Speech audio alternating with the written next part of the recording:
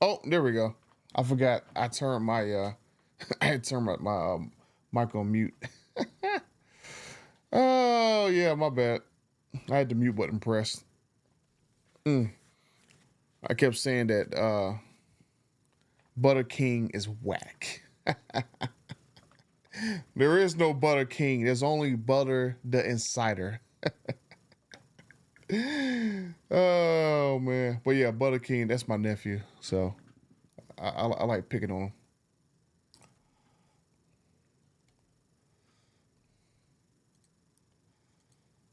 But he's still whack. Oh man. Uh, close. Why can't I actually see it? I guess I gotta go to my actual. Nobody ain't nobody whack around. Man, you whack. You sit at home watching me, Butter King. You whack.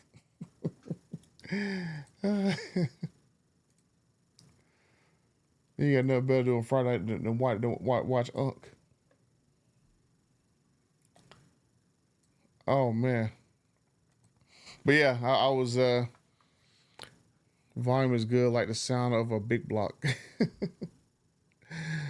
Yeah, yeah, I'm looking at my little meter. I don't think it's looking very loud on my end. But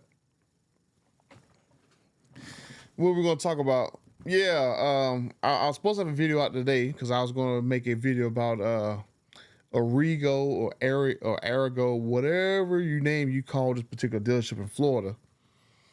Um,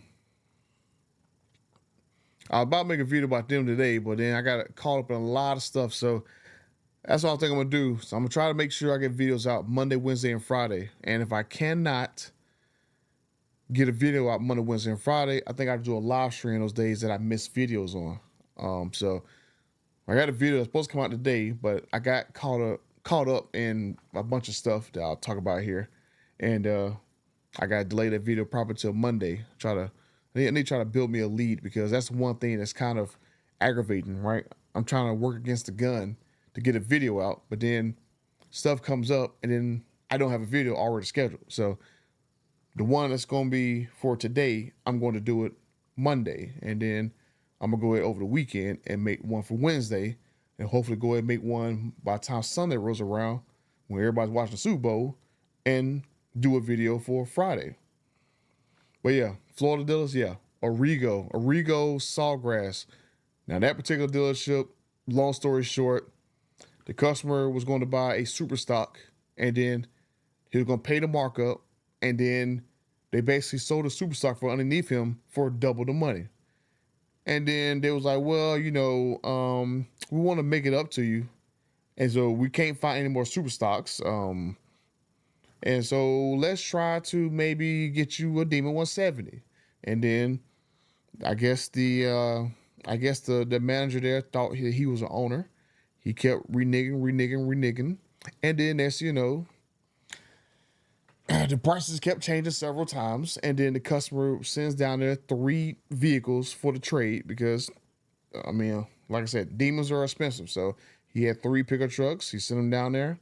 And then next thing you know, the trucks are sent back. So that's going to be all of my video for Monday that I got finished editing.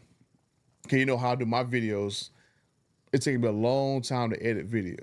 I mean, it might take me, like usually, as I said in other videos, when I record videos probably 1, 2 o'clock in the morning. And then a 15-minute video might take me maybe 30, 40 minutes to record it. And then when I take my son to school the next morning at 7 o'clock in the morning, from like no, I take him to school at 8 o'clock in the morning. So pretty much from 8:30 to like 2, 3 o'clock, it takes me that much time to edit the video. And so a lot of times I'm trying to rush the thumbnail because the thumbnail might take. I think like every thumbnail I've done might be. It might take me, depending on how creative I am. I need to get better at Photoshop so I can make better looking thumbnails. It might take me a good 20, 30 minutes to edit a thumbnail. Sometimes I gotta go through 2 or 3 different ones because sometimes I got a vision in my head, but I cannot get that vision to translate to Photoshop because my Photoshop skills are not as great as I hope that they become. So sometimes I have to scrap an idea because I don't have the skills to actually execute it in a thumbnail. So that's why I need to definitely this year I'm going to basically focus on making better quality thumbnails so I can get better quality views, or just get more views in general. But yeah, that next video is gonna be about Origo, Chrysler, Dodge, Jeep, Ram, and Terramac. Like these names of some of these places just kill me. Origo, Ergo, I mean Tamarack. I mean, come on, man.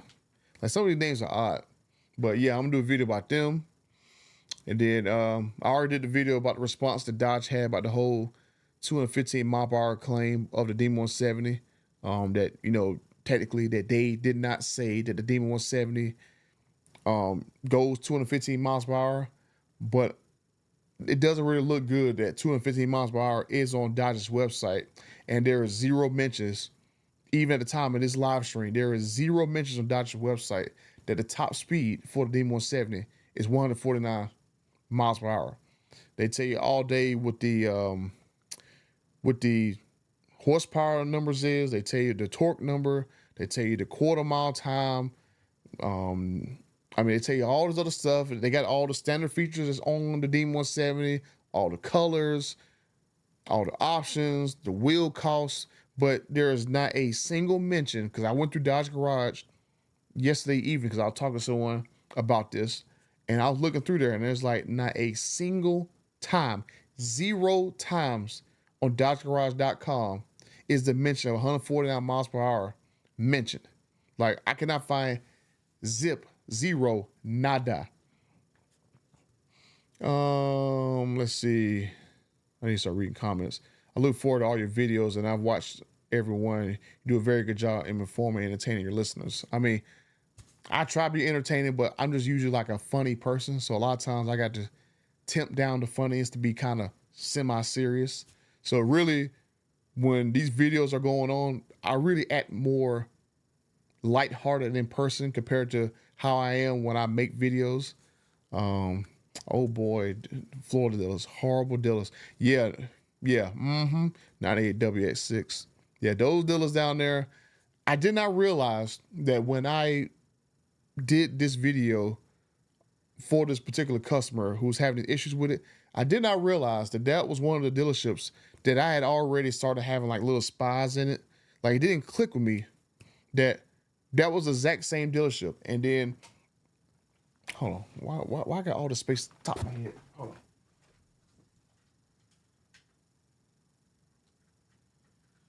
Okay. Oh, all right. Yeah. Why got all that space top of my head?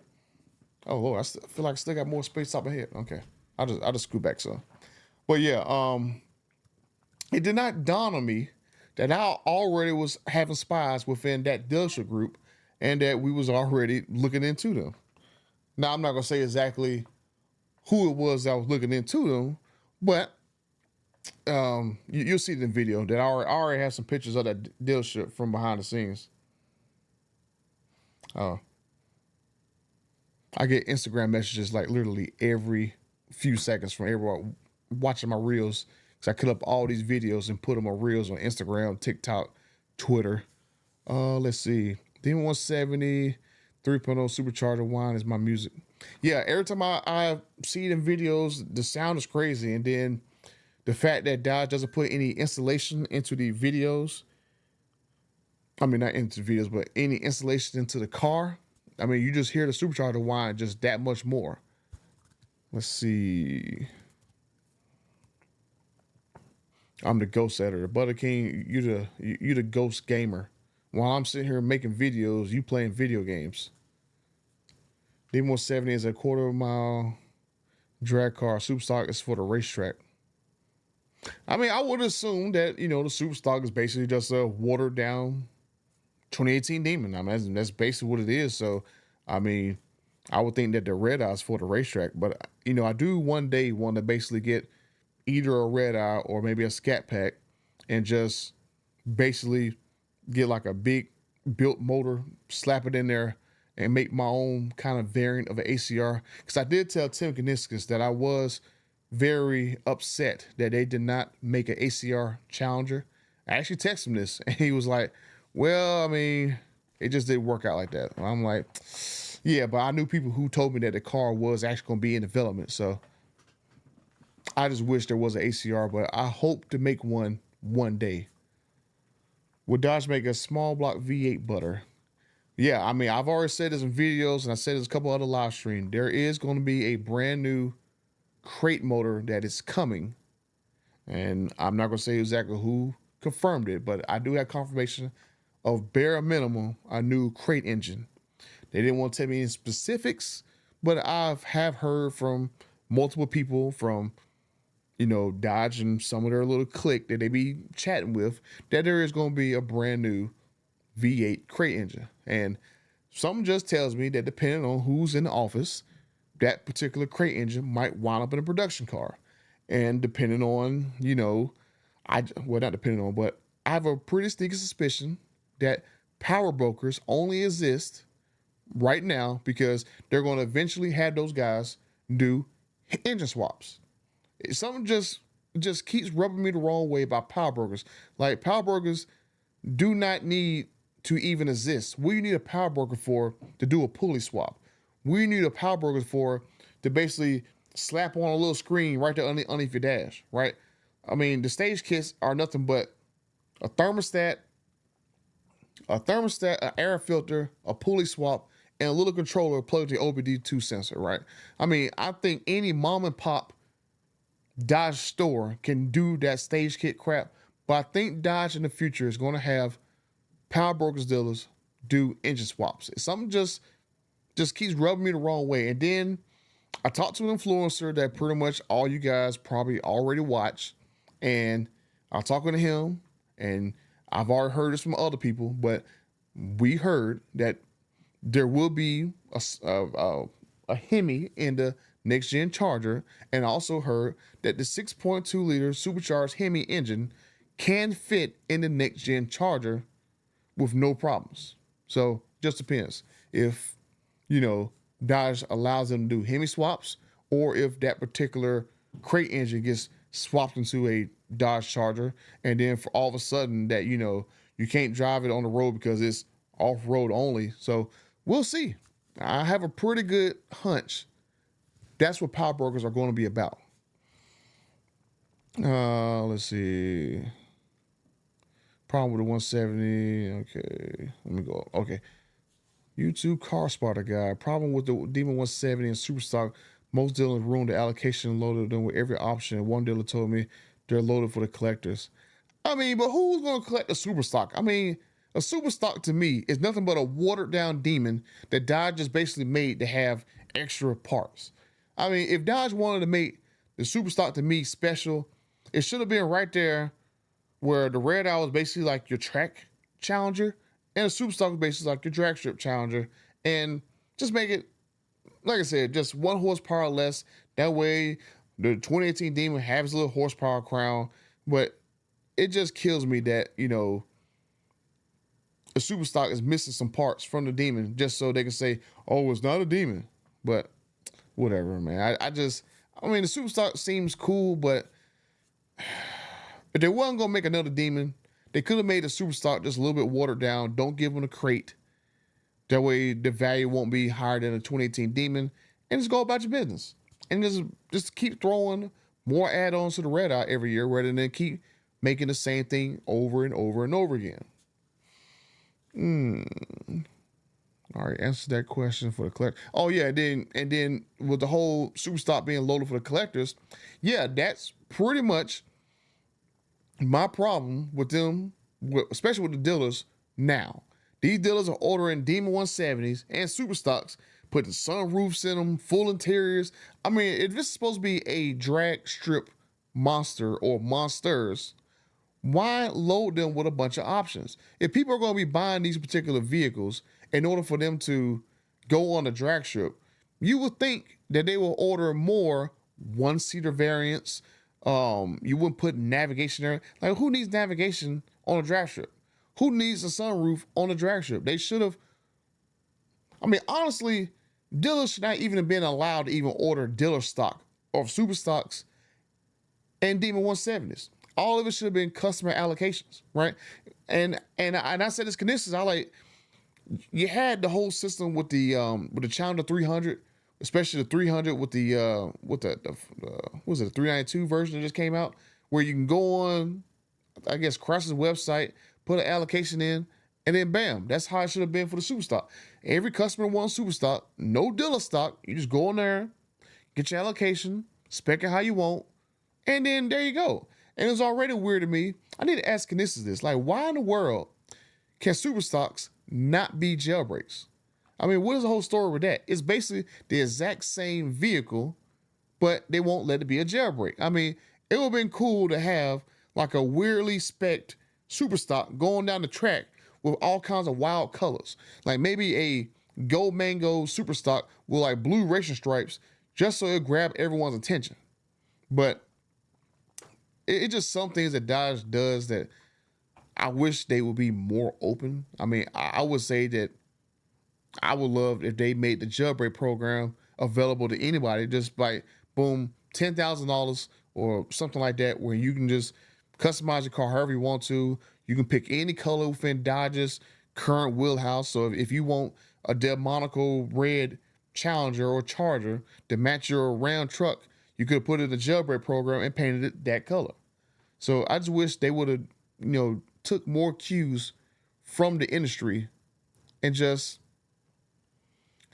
did more customization. That's what I wish. Yeah, track speed. Yeah. Like where you read and respond to the audience. And the problem with this now, right? I got over 30,000 subscribers that I used to, when my channel was real small, I used to like and read every single comment, but now I don't have the time to actually read all of them. So it's like, I think that's what I want to do now, to where I want to do videos Monday, Wednesday, and Friday, and then just make sure that if I don't have a video out, I do a live stream on one of those days. That way I can still interact with people, because it's all hands on deck. So I need to definitely get a little bit faster at editing so I can knock videos out and have like a little playlist ahead of me. And then maybe I can do a live stream after the video drops so we can have a talk about it. Because sometimes there's stuff that I keep out of videos that I wish I would have put back in the video after I've watched the premiere with you guys. But I think that might be something that I might do. I think that would be pretty cool that, I hopefully would do in the future. Like once some stuff starts to cool down. Because I got to talk to you guys about a freaking loan I tried to get today to get a car, which I'm not going to tell you exactly what it is, but TK knows what it is. Let's see, 807 horsepower super stock. Yep. My favorite was the Scat Pack wide body TA manual and plum crazy. Like I did want one of those. I do want a plum purple car. Like I would love to get a plum purple narrow body Scat Pack. That way it has, I think, the whole 1320 package on it, and take that car and build it up into a maybe like a ACR car, or like a little just ripper. Like I think I want to take one of the cars and do the whole little body kit from Dodge, where you can convert it to a wide body and build it up from there. Just kind of do that, because I've never really done that with this platform. I've always bought a car, bought a Hellcat, kept it for a while, didn't really modify it, just sold it after a few years. Let's see. Butter King, I'll have you know I'm actually doing homework.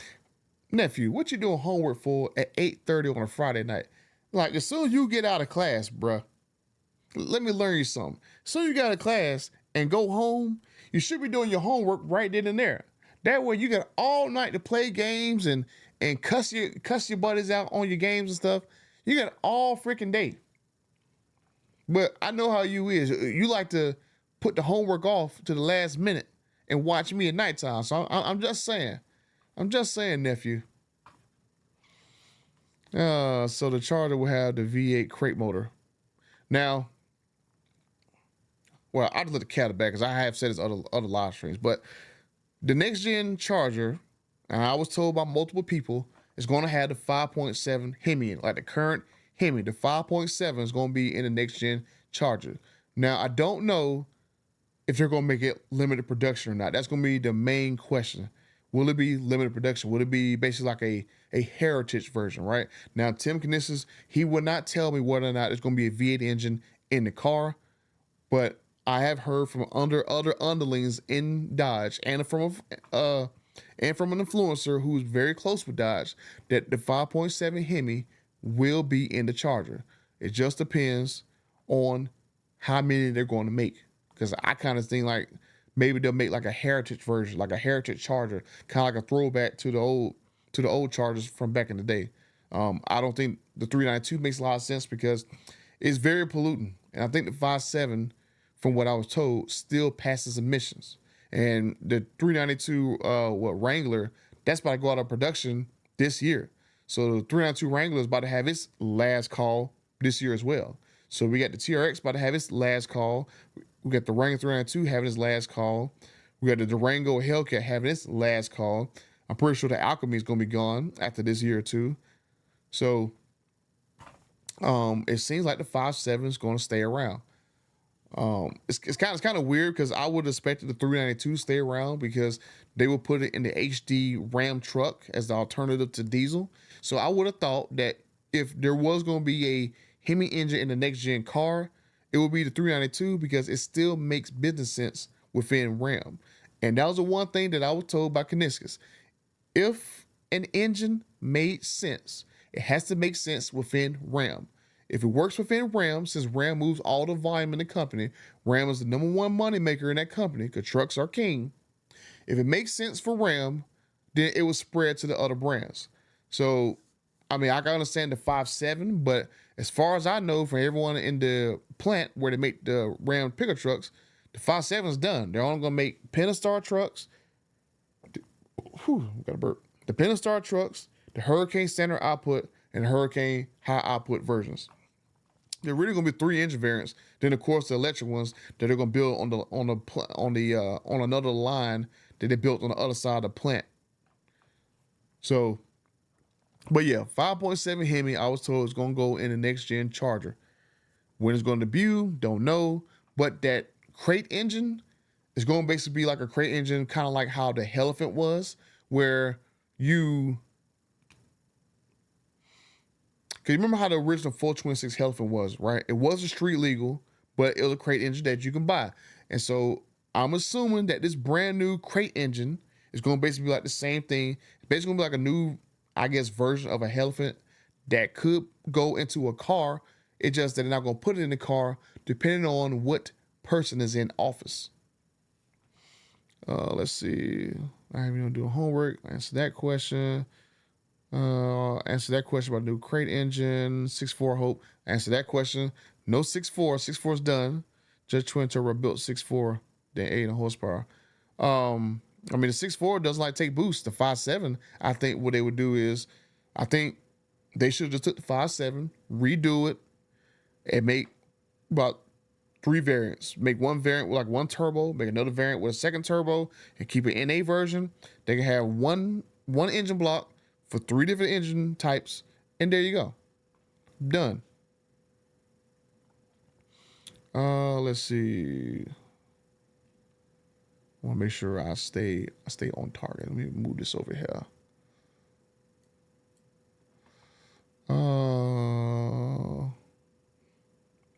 I'm super drunk in Huntington Beach, but I just wanted to come through and say I still can't message. I still can't message better than the dealers right now. Yeah, you can still message better than these dealers respond to reviews. That's funny. But yeah, I'm gonna see what that girl TK, that girl from Greensboro Dodge, see what she says. And since she got fired, I don't know. I gotta ask her, did she get fired or did she get let go? But yeah, I'm gonna go interact with her and see what she got to say about Greensboro Dodge behind the scenes. Yeah, TK, you tripping? Oh shoot, TK them became a daggone member. I'm gonna have to do the same and return the generosity. Thank you, TK, for becoming a member. Hey, YouTube Car Spotter. Hey, everyone. I can barely type right now, but hey, everyone. Yeah, I remember the last time I was at Huntington Beach. I know Huntington Beach got a real good comedy club out there. And I know Huntington Beach has like a lot of like I guess like techno bars and clubs out there. I remember going out there like one time with one of my friends, and I'm hearing like techno little Wayne remixes and stuff out there. Hey, what's up, Gary? Let's see. What's the opinion on the Demon 170 crate engine for direct connection? It's sold out. That's my opinion about it, because Dodge released it in secret, because I think they only wanted certain people to actually get the engine. But when I made that post on my social media a few weeks ago, they basically only released a batch of 48 Demon 170 crate engines. So if you don't already have it or have it locked up and went to the dealership talked about it, it's gone. And so the only other alternative that I know of is that the loan blocks of that engine is going to be available sometime in the next couple months. So it was just wild that Dodge actually did that crap. But one of my dealers buddies, he's basically works for one of the bigger power brokers in the country, and he gave me a heads up. Actually, two different guys from power brokers dealers gave me the heads up about what was going on with that particular Demon 170 crate engine. So if you don't already have it, you're not going to get it, and your next chance is to get the loan block version of it. And so when Dodge does all these little secret releases with these engines, I'm gonna make sure I make either a post. I should have made a video about it, but I didn't have time to make the video about it. But I'll make sure next time that when I get the message, I'll go ahead and get it out there as quick as possible. YouTube costs about 50 single seats car built. Yeah, that's crazy. Like, you would think that a drag purpose car will have more single seater versions, just like with the whole carbon fiber wheel crap, right? You would think that there would be more than 900, I think like 863 cars that has carbon fiber wheel options. You would think more cars will have carbon fiber wheels, but from what I was told, that carbon fiber wheel producer had just been late. Now I heard that Dodge changed the design up of those wheels, because there was a rumor that the Demon 170 had snapped full carbon fiber wheels, and so they had to go back to the drawing board or whatever and make that aluminum center with the carbon fiber barrel. So I think that was like their only compromise to get the wheels to survive in a drag application. So, but it's still crazy though that Dodge did not put those carbon fiber wheels into a Demon box, because it would have made more sense that, hey, day one, day two, we got a waiting list. We don't know how many we're gonna offer. You know, be like, you know what? This be like, you know what we're gonna do is we're basically gonna take a list of all people who want, the crate, not the crate, but the carbon wheels, and then sometime next year in 2024, we'll start shipping them in a box with a Demon 170 logo on it, and say, bam, sorry for the delay with these wheels. We kind of dropped the ball, but here goes you having a brand new Demon 170 box with carbon fiber wheels on it, and just send boxes to everyone who ordered carbon fiber wheels. That way they can put their carbon fiber wheels into that box, because no one's going to be driving on carbon fiber wheels on the streets, because you cannot trust these dealerships to not scratch those carbon fiber wheels. I guarantee people are going to basically get their cars, put those carbon fiber wheels up with those Mickey Thompson tires, get like some weld wheels, some, I didn't say Alexa cancel. Thank you. But guys are going to basically get some weld wheels, probably some Nitto tires, and they're going to just run around the street on them, if they're not already have like another tire for the drag strip. Let's see, Tony, what's up, brother? Thanks for that hard work, man, on the Dodge. Not doing right, but our brothers and customers. Yeah, and there's still plenty more work to go. TK knows, OC Motivator goes. We're all in the background chatting about this stuff, and I got several dealers to make videos about. Right, I got Arrigo to make a video about. That's gonna come on Monday. That was supposed to be today, but I'm gonna do that video on Monday. I got to talk about Burns Motors. Now, Burns Motors, that was a dealership who had me commit wire fraud, or they committed wire fraud by giving me the information to the straw buyer on the car rather than sending my money to the dealership. So I don't know whether or not they were trying to keep money off the books, or they was trying to scam people out of cars. I don't know, but I will make a video about it. And I hope that their general manager have a nice little conversation with me, because I know what happened on my end. So I would love to see their explanation to wiggle out of it. So we got Rego, Burns Motors. I think I'll make another video about Hendrick, since now these videos about these dealers are getting more attention. I did do my Hendrick video last year, so I might do a video about Hendrick again and release more information that I have. So that's 3. I got to do David Stanley in Oklahoma City. I got to talk about them. Depending on what this girl says from Greensboro Dodge, might do another video about Greensboro Dodge. I know TK's working with a bunch of different dealers. I think OC Motivated, he might be working with a dealer or two. But we're all, talking and chatting in the background. So we're kind of doing like a united front in the background. Yeah, so that's OC right there chatting in the background with us. Let me think.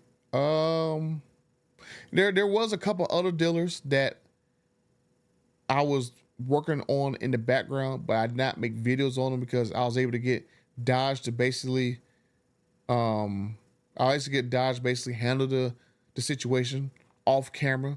So there's other dealers that I'm working on off camera that I'm not gonna make videos about. Maybe after all this stuff blows over, I will. But there has been more people that we helped. There's like So there'll be more that videos that will be made. But right now, I'm trying to concentrate on the ones where, because some people don't want videos made about their particular situation. Because there's one guy who has like these crazy arbitration papers and crap that if he reveals the situation, that he might get in trouble. But I'm gonna send them to Dodge, and I don't know if Katie's watching. I'm gonna send them to Katie for her to figure out what I can do about this particular situation. Let me see.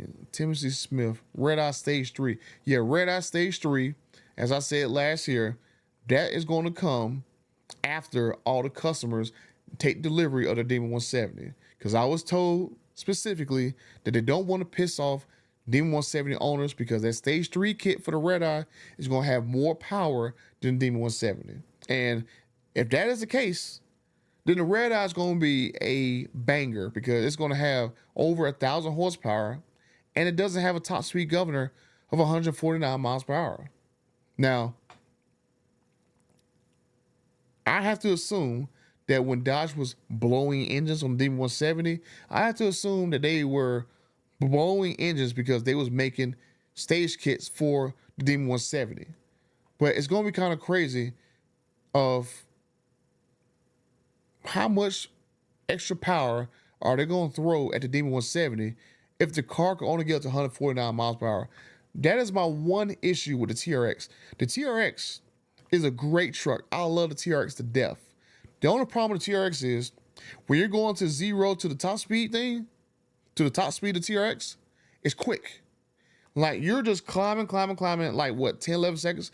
You're climbing, then next you know, 118.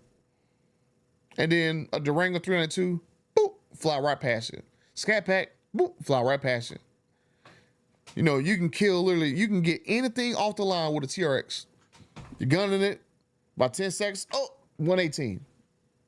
So I'm going to have to assume that if Dodge does not take the governor off of the Demon 170 and they do a stage kit on the Demon 170, you can get the 149 real quick and then stop. And then Scat Pack fly right past you. Red Eye fly right past you.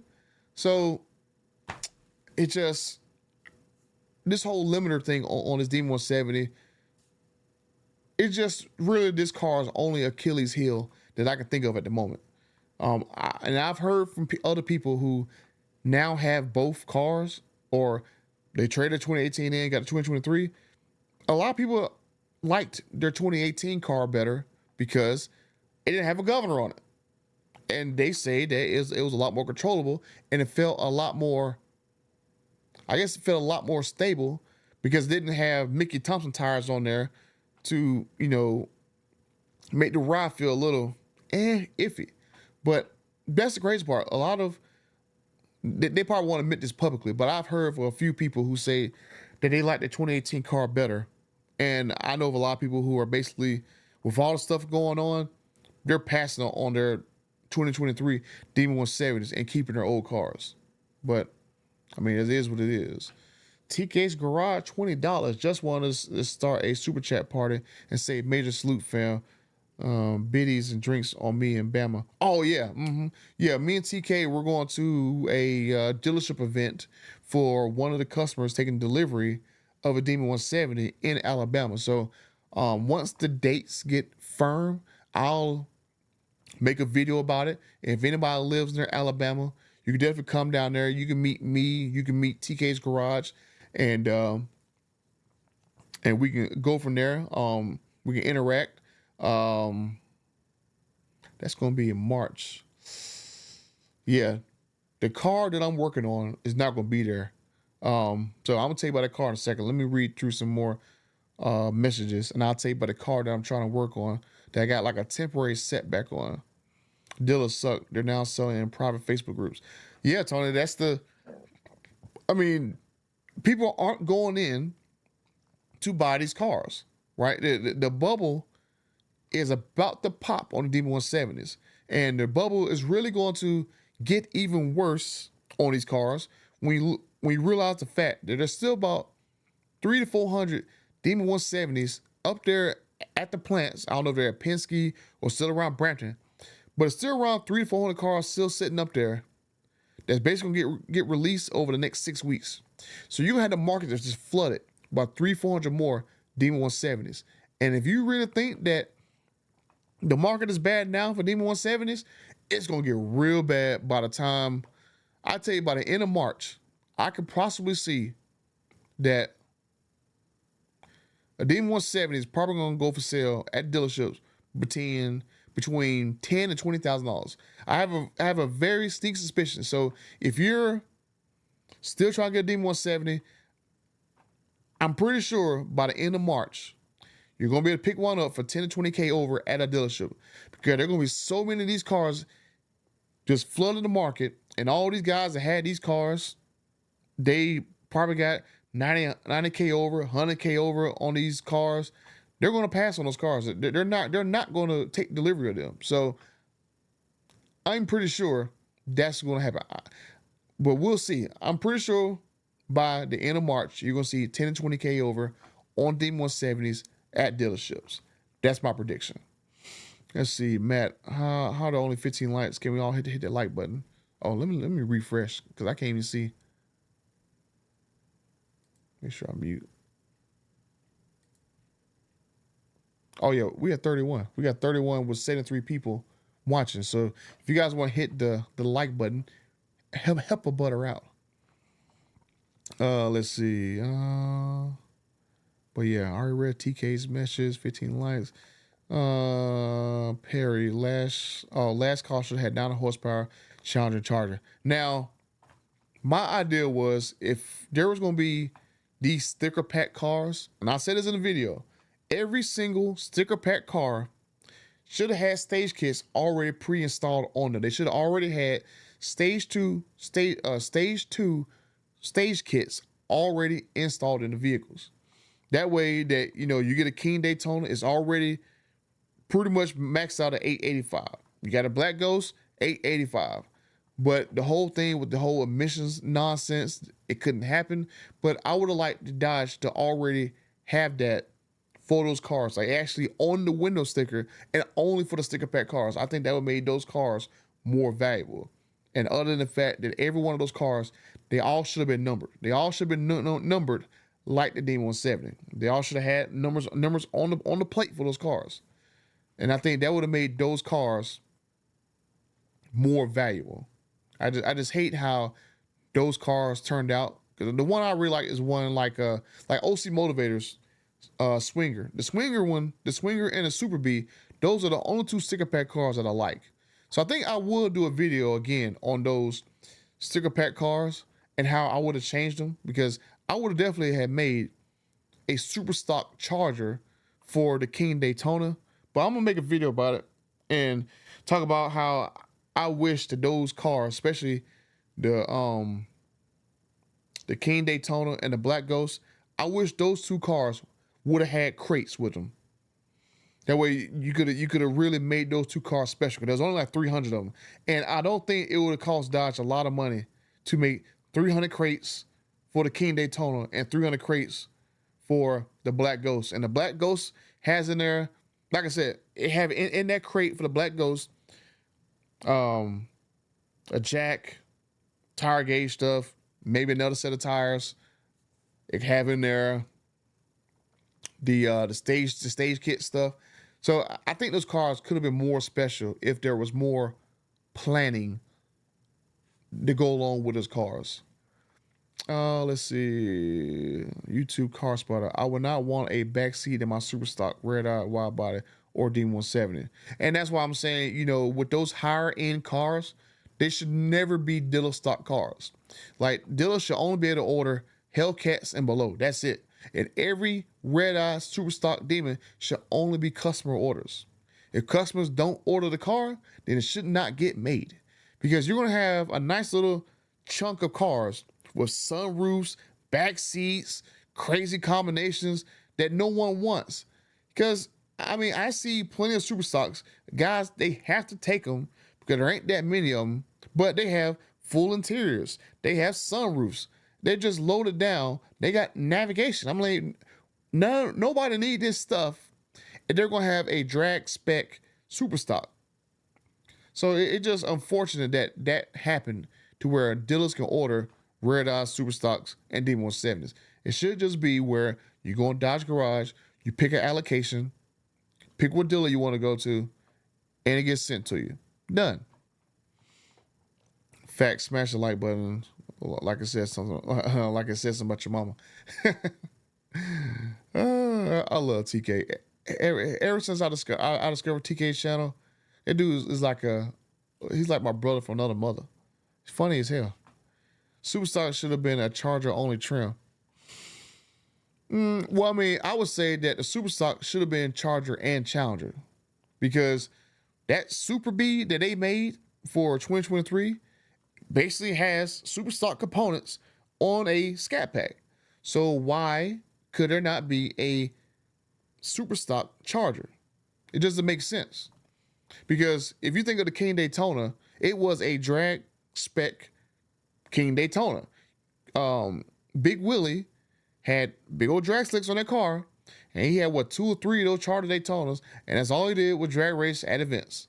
So why in the world do you make a sticker pack King Daytona Charger that does not have super stock wheels and tires to pay homage to King Willie's or Big Willie's Charger Superstock? Not Charger Superstock, but Charger Daytona. Let's see. Superstock should have been all-wheel drive, especially if it's going to be a track car.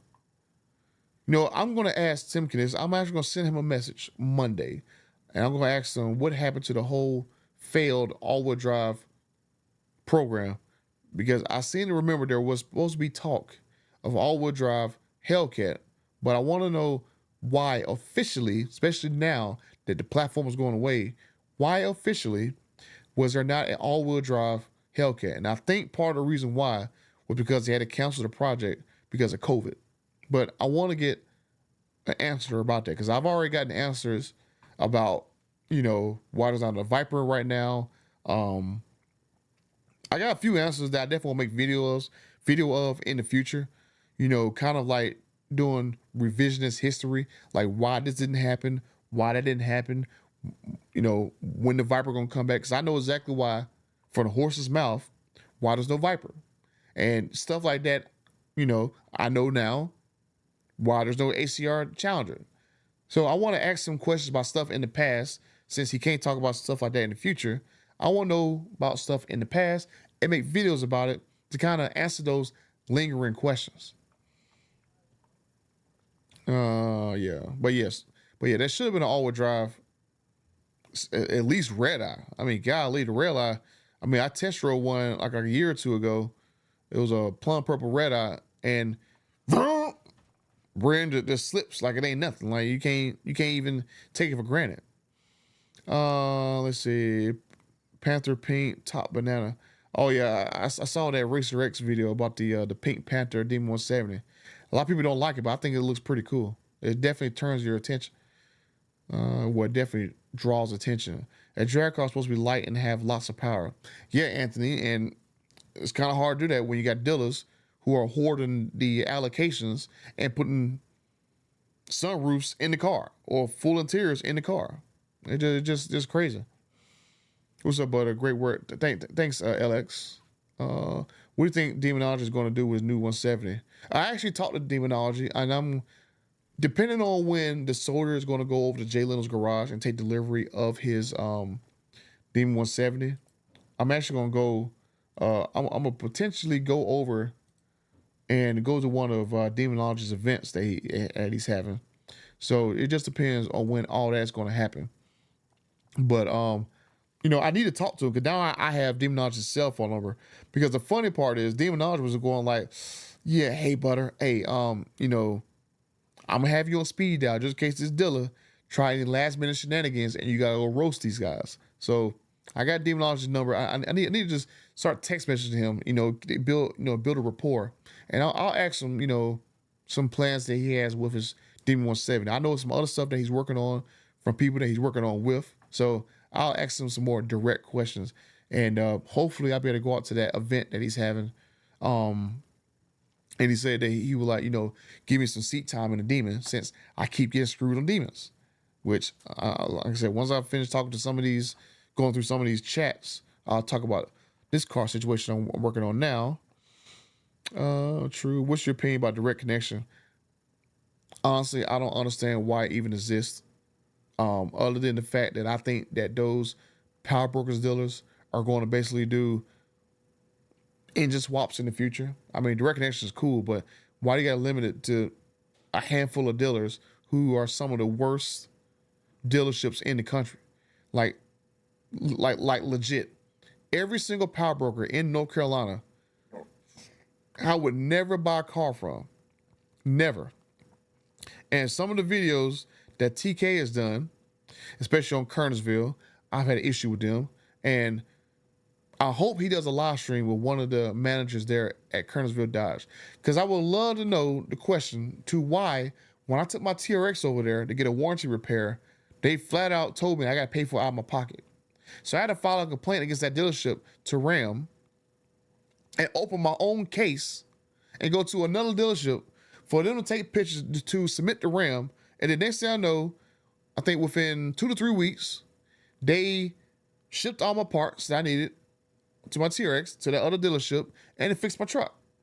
Because I had already had documentation from the UAW where they were telling UAW workers inside the plant to not throw down the flares of the TRX on the ground because they were scratching the flares up as they were putting them on the TRX. So if you had a TRX that had scratched up flares, there's UAW documentation of them having that crap on the ground, just sitting on the ground on top of each other with the pins scratching the coating on the flares. I got documentation. I mean, well, I'm gonna see whether or not my UAW buddy is comfortable with me releasing that piece of paper. But yeah, well, I mean, yeah, I'm gonna see if he's comfortable with it. But I do have proof that a lot of these flares were scratched by the UAW in the plants. And then, I mean, I've seen documentation from the UAW where, like, if there's like an issue inside the engine compartment, these guys would basically, climb up with their shoes on your bumper and reach up in the engine compartment to go fix something. And, when you get your truck, there's like scuff marks and scratches on your bumper. And that was the same thing that happened with my TRX. My TRX had these spots and it looked like somebody was stepping on my bumper. So the dealership, Kernersville Dodge, they didn't want to repair my truck. Probably because I did not get my truck from Kernersville Dodge. I got my truck from Ohio because none of the dealers in North Carolina was selling their TRXs at MSRP. So I had to go to Ohio to go get a TRX. And I seem to remember that Kernersville Dodge, they had base model TRXs. They only had one option on them. I think the only option they had on them was running boards. Those trucks were going for $20,000 over stickers for base TRXs with one option on them. $20,000 over sticker. Wild. So that's probably why they didn't want to warranty repair my truck, because I just skipped town to go to Ohio to go get my TRX. Okay, I read about direct connection. Let's see. Oh dang, I hate this thing kind of skips like that. I don't want to skip anything. Hey, I need to work fast.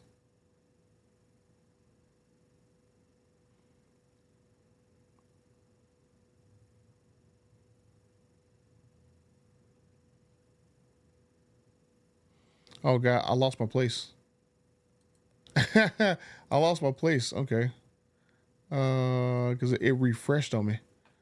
I'm sorry, anybody. Well, I know I didn't read that super chat. Let me go. Let me go up. I don't want to miss anything.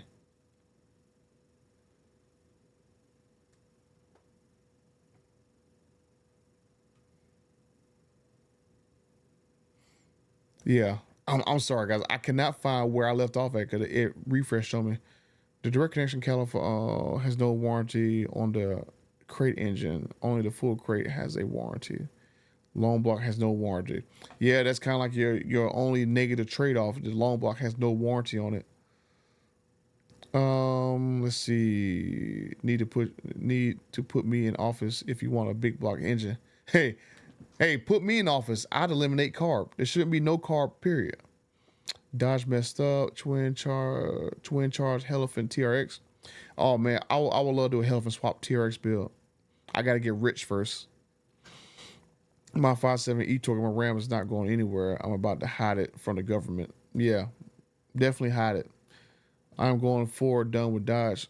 If I get my dark horse, I'd have a dark horse too. But I might have to put the dark horse off for a little bit, because I'm gonna tell you about this car in a minute once I get caught up. I'm sorry for all the ones that I kind of skipped, but this thing refreshed on me. There's a lot of chats in here.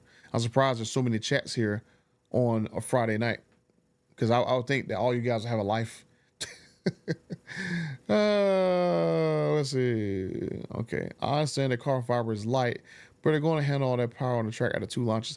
And that's why I think that Dodge had to go back to the drawing board and make the aluminum centers with the carbon fiber barrels on the Demon 170.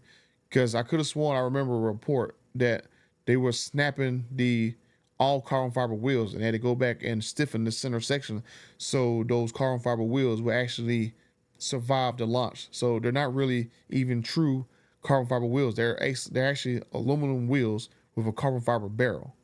So they're not all carbon fiber. Don't leave Dodge just yet. Like I'll tell you in a second about that, but I know you're busy. I'm still hoping you and TRX will be able to help me out next week. Yeah, track speed. I'm definitely going to help you out.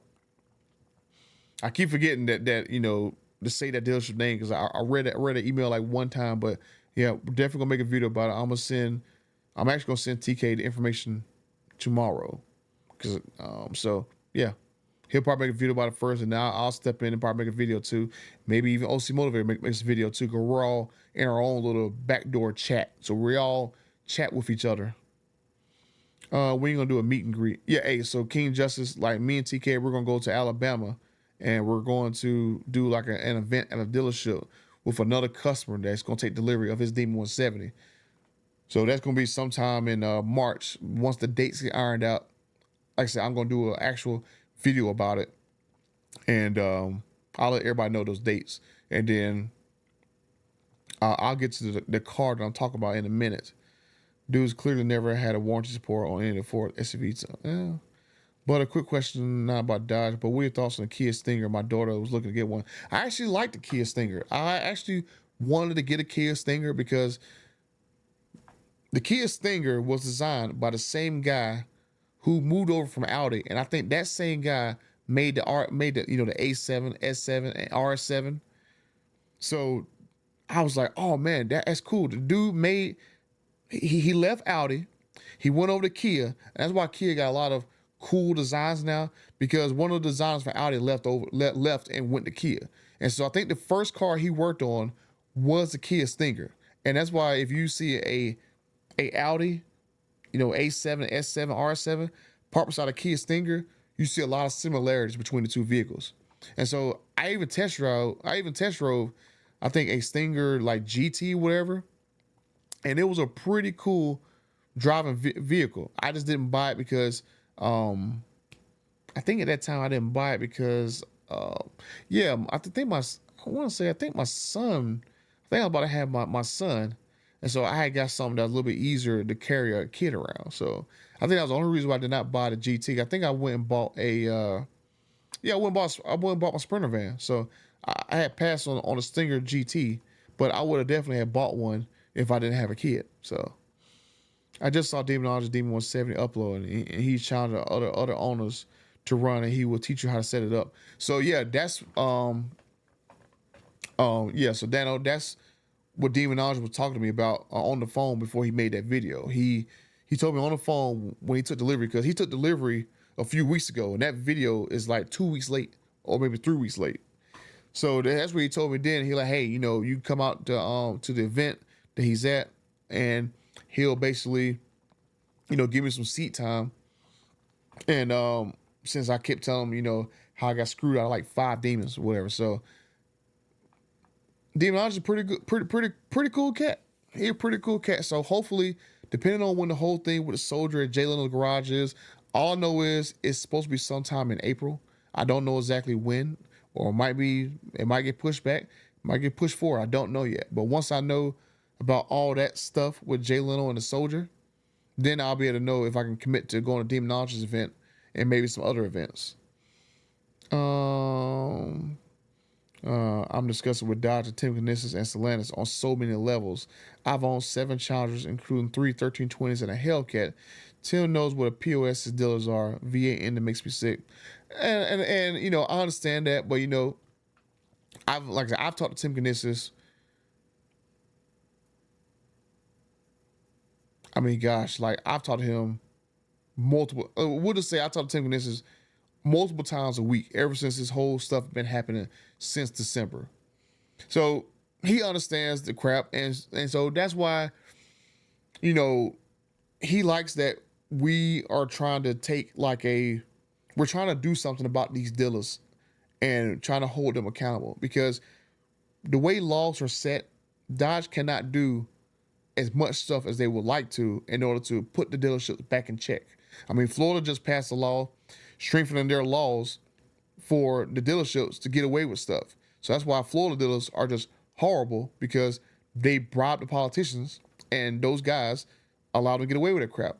And not just because it's a Republican thing. You go look at California, their dealers are just as horrible.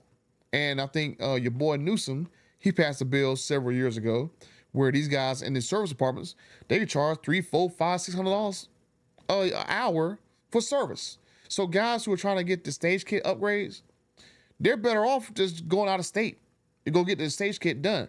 It was cheaper for one guy to leave California to go to Texas to Blue Bonnet to come back than it was to go drive, I think, 10 minutes from his house to go to a power broker in California. That's how bad it is at some of the California dealers. So corruption does not know blue. It does not know red. All it knows is green. The whole background, that's all this crap cares. Money is colorblind. And it doesn't matter what state you're in, every state gets bribed by politicians, because every state strengthening the dealership laws to where they can get away with stuff. You can literally get screwed by a dealer. They can keep your money for years, and they can keep you tied up in court for years while they're sitting back collecting checks. They're deleting negative reviews off their Google reviews. They can literally delete negative reviews. That's why, it surprised me that when you go look at some of these dealers and have such high ratings, I'm going these dealers, from what I've been hearing, they're not that good. But they go and have Google remove negative reviews for them because they advertise on Google. So these guys will basically pay Google to advertise, and then Google we don't want their advertising dollars to go, so we might as well, pull a review or two. Trust me, I know, because I've talked to people about this that work at these dealerships. Not all dealers are bad, but some of these dealers, they're pretty shady. And some dealers All very good, and they tell me the 411 on some of this stuff. Okay, Hell Stage 2, 12 horsepower stock Mopar site. Yeah.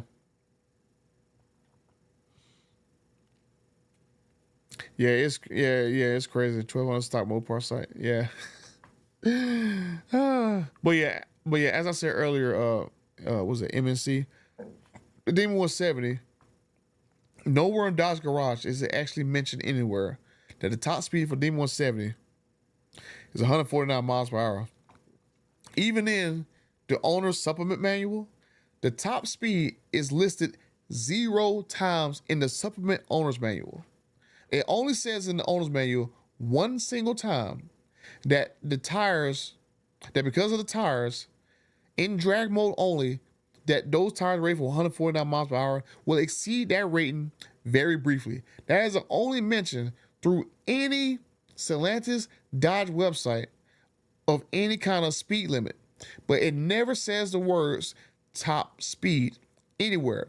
Press release, Dodge Garage, the whole page where it has all the features of the Demon 170, there's not a single reference of the top speed. And so that's where I think, the guys who are going to bring a lawsuit against Dodge, because I know who they are, I think they got a pretty good case, because even now, when all this stuff broke, you will not find a single reference to 149 miles per hour anywhere. What's up, Shaka? Hey, yeah, Shaka. Hey, let me know what your lawyer guy said. You can hit me back on Messenger. Let me know if they're going to pull through with you. If not, one of my lawyer buddies, he would definitely give Kernersville Dodge a nice little earful, and I don't think they're going to test them. Stage 3 red eye. Yeah, I already talked about that earlier. Oh yeah, 1200 horsepower help. Yep. I don't remember what the whole stage 3 red eye power level was. I think it's supposed to be around 11 something, like 1150, whatever. But I was told by 2 or 3 different people that it will have more horsepower than the Demon 170. They're just waiting until after the Demon 170s get delivered before they break the bad news that red eyes are going to get 1100 horsepower. And I'm pretty sure at the same time, Demon 170s are going to get probably 12, 1300 horsepower with their own stage kit. Because I don't believe that Dodge cannot get a 6.2 liter Hemi to not blow engines with only 1,000 horsepower. I just don't believe it. And I fully believe they did that crap. It was only because they was making stage kits. Yeah, your issue with the Chevy dealership. Oh yeah, my bad. Yeah, my bad. Track speed. Yeah, I know it's Chevy dealership, but we're still gonna take care of you because I think I'm pretty sure TK did a video on a Chevy dealership. Butter King, the TRS is mad fun. Yeah, I definitely need another one, nephew. Yep, like a wall, all because of the safety due to 35 tires. Yeah, Tactical, you know exactly what it is. You driving fast as crap with TRX, next you know, that's why I love my TRX, but I just hate the fact that you cannot go over, like, I think 117, 118. So I wish there was a street version of TRX. Like they took like a Ram Limited and put the Hellcat engine in it. I think I would have bought that because there's not really any place to off-road a big truck as big as a TRX where I live at. Have you found out if the governing 140 mile per hour due to Mickey Thompson drags because needles? So Dano, 100% the reason why the Demon 170 has a 149 mile per hour limit is because of the Mickey Thompson tires. If Dodge did not go with Mickey Thompson for the Demon 170, this would not be an issue, period. And I found out that this issue with these tires happened right around the time when the reveal happened. And that's why you have zero mentions of the top speed, because from my understanding, and I'm not putting any words in Dodge's mouth, this is my speculation. My understanding is there was not going to be a governor on the Demon 170, but because of those particular tires, they were forced to at the last minute. And honestly, if that was the case, I wish Tim Knisses would have said that, hey, came out in the video or, you know, reported on this somewhere that, hey, look, because of these tires, we have to limit the Demon 170 to 149 miles per hour. But anyone that wants a new Demon crate, we will put a set of 2018 Demon wheels in it and an unlocked race ECU, just like they did in the 2018 Demon box. We will put all that in the box, and if you want it, we'll basically charge you $1 for it, just like we did back in 2018. And just know it will not be on your window sticker, but we will give it to you for $1. And I think that would have been a great way to get over this whole nonsense by the whole 149 mile per hour top speed limiter. But 100%, if it was not for Mickey Thompson tires, the Demon 170 would not have had a governor on there, because there is a quote on DodgeGarage.com right now that Tim Knissen said that all the governors were removed. But yeah, 100% it was because of Mickey Thompson tires. That's the only reason why. Stage 3 kit Red Eye, you say, more power than Demon 170, you say. Yeah, I was told by at least 3 people that a Stage 3 Red Eye kit will have more power than Demon 170. And they're only holding it off. The kit is done. I was told that every single stage kit is done. They're just waiting until all the Demon 170s get released first before they release them. The 2018 Demon stage kits, I'm pretty sure they're going to be closely related to the Red Eye kits. And all those cars are going to have over 1,000 horsepower, more than the current Demon 170. But I think the Demon 170 is going to have maybe, I wouldn't think that a Demon 170 would not have at least 1,300 horsepower with a stage kit from Dodge. Because, they're going to use E85. And then I heard from someone who works on stage kits, I'm not going to say too much, but they are developing with a company a fuel to go with the stage kits. And I have to assume that fuel is going to be basically for the Demon 170. And so I'm not going to say too much, but I heard this from a person actually working on this stuff. And he actually sent me, well, I'm not going to say that part, but just know that I know there is some kind of fuel being developed for a stage kit. So I'm not going to say it. But that's your hint right there. Dudes are getting TRX at the 150 after a tune. Yeah. Like I said, I'm not the type of person that will modify a car while it's in a warranty period, because you never know with some of these vehicles what's going to happen. I had a Chevy Avalanche. Their airbag system won't work. My 2017 Hellcat, I love that 6-speed Hellcat with all my heart. I love that vehicle. That was like probably my most favoriteest, brokest vehicle ever. But I had so many problems with that Hellcat that I could not imagine how much money I would have been out of pocket if I had modified that car and I didn't have Dodge pay for it, right? One of the weather seals in the door was off, so water was leaking to the car.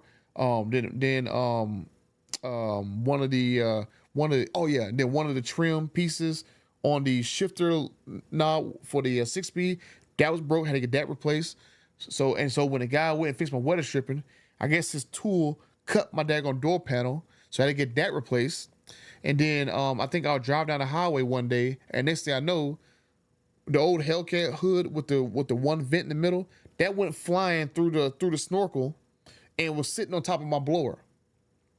So I had to get that replaced. What else had to get replaced? Oh yeah, I would drive down the highway. I did like one nice little hit on the highway, and then next thing I know, I get a check engine light, and it was like that it's like a faulty oil sensor or something like that. And then the same thing happened twice. They fixed it, and then I think like a week or two later, I did a nice little hit on the highway again. Boom, snapped again. So I basically got rid of that car after a year, but I loved it. It was like such a fun vehicle, having a 6-speed narrow body Challenger Hellcat. It was an awesome vehicle. The Super Stock Stage 3 would be the best all-around car for the money. You know what, Motor City, between that and the Red Eye, that's going to be a tough one. Probably the Super Stock, like you said, is going to be the best all-around vehicle because you're going to have those nice meaty tires. But, a Red Eye person need those too. So, Hey, you never know. You never know. It's gonna be a tough one. I think the red eye personally because the red eyes were allowed to be jailbroken, and so you're gonna have a lot more unique cars running around, and superstock gonna be a lot harder to find since they only made but a few hundred every year. But I think the red eyes, in my opinion, will be the best ones because they're more unique. Let's see. Perhaps it'll look. Let's see. SCW. Perhaps it will look really nice in the garage with a scat pack. Okay. Which muscle car would you like to see Dodge build again? I already dropped the hint to Dodge. Like, hey, look, you can make a Viper again. All you got to do is use the Maserati MC20 as a base. And I was told that, they if they did that, the brand new Viper will probably be in the 150K range. And I was like, you know what? What does that matter? Because Z06s are in the 120 to 180K range. So you'll be right there in the middle of a Z06 that everyone wants. I didn't get that. Could you try again? I didn't talk to you, baby. Did I say Siri? But the Z06 is in the 120 to 180K range. So if they made a Viper in the 150K, 150, 200K range, you're right there. And especially if you have like the same level of performance as a Z06, I mean, you want to make the Viper a low production anyway. So what's the problem? I mean, the Viper would be an awesome car to use the Maserati MC20 as a base. Carbon fiber tub. You'll have doors to go up. Rear engine or mid engine, whatever they want to call it. Like they made like a rear engine. Like, of course they won't put a V10 back in it, but if they made like a rear engine, high output Hurricane, and then put a turbo on it. Not well, it's already turbocharged, but they jack the power up by 800 horsepower. I think that would be a pretty crazy vehicle. Oh, and I also talked to Dodge. To go back to what you're saying again, John, that they should make a nice mid-sized car that is slightly smaller than the Mustang. That way, we can get a cheap car back in the brand, and if they put like I guess the Hurricane standard output in it, like 400-ish horsepower, and then you can go tune it to do what you wanted to do, I think that would be a nice little hit to give everyone a break because it's starting to get annoying that every nice V8 or performance car starts off at $60,000 and then go up to wherever. Have a nice car in that 30 to 40K range. I think would be an awesome thing if Dodge could pull it off. So I did have that conversation with them that I would love for them to do that. CUDA hands down. Now I was told, Dano, that there's going to be a CUDA option on a next gen Charger. So we will see if there is going to be maybe a CUDA trim. But I was told there will be a CUDA option. Now, whether or not it actually goes through or not, but I was told there is a CUDA option. And there was kind of like a little Easter egg when Dodge on Instagram. Let me see if I can pull it up. But yeah, that little Christmas thing that they did. Instagram.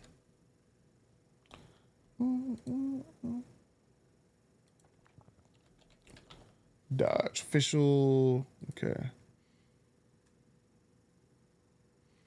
Let's see. Let's go back to that little Christmas thing. But yeah, there was an Easter egg. Let me go. Minimize myself. Oh, get these stats out of the way. Where is the little Christmas thing?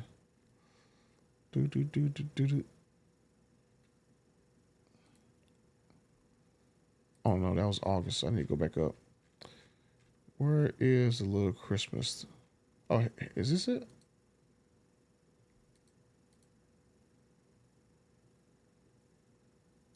Yeah. So if you see this car right here, this one thing. This might be the actual CUDA trim. Let's see if I can blow it up.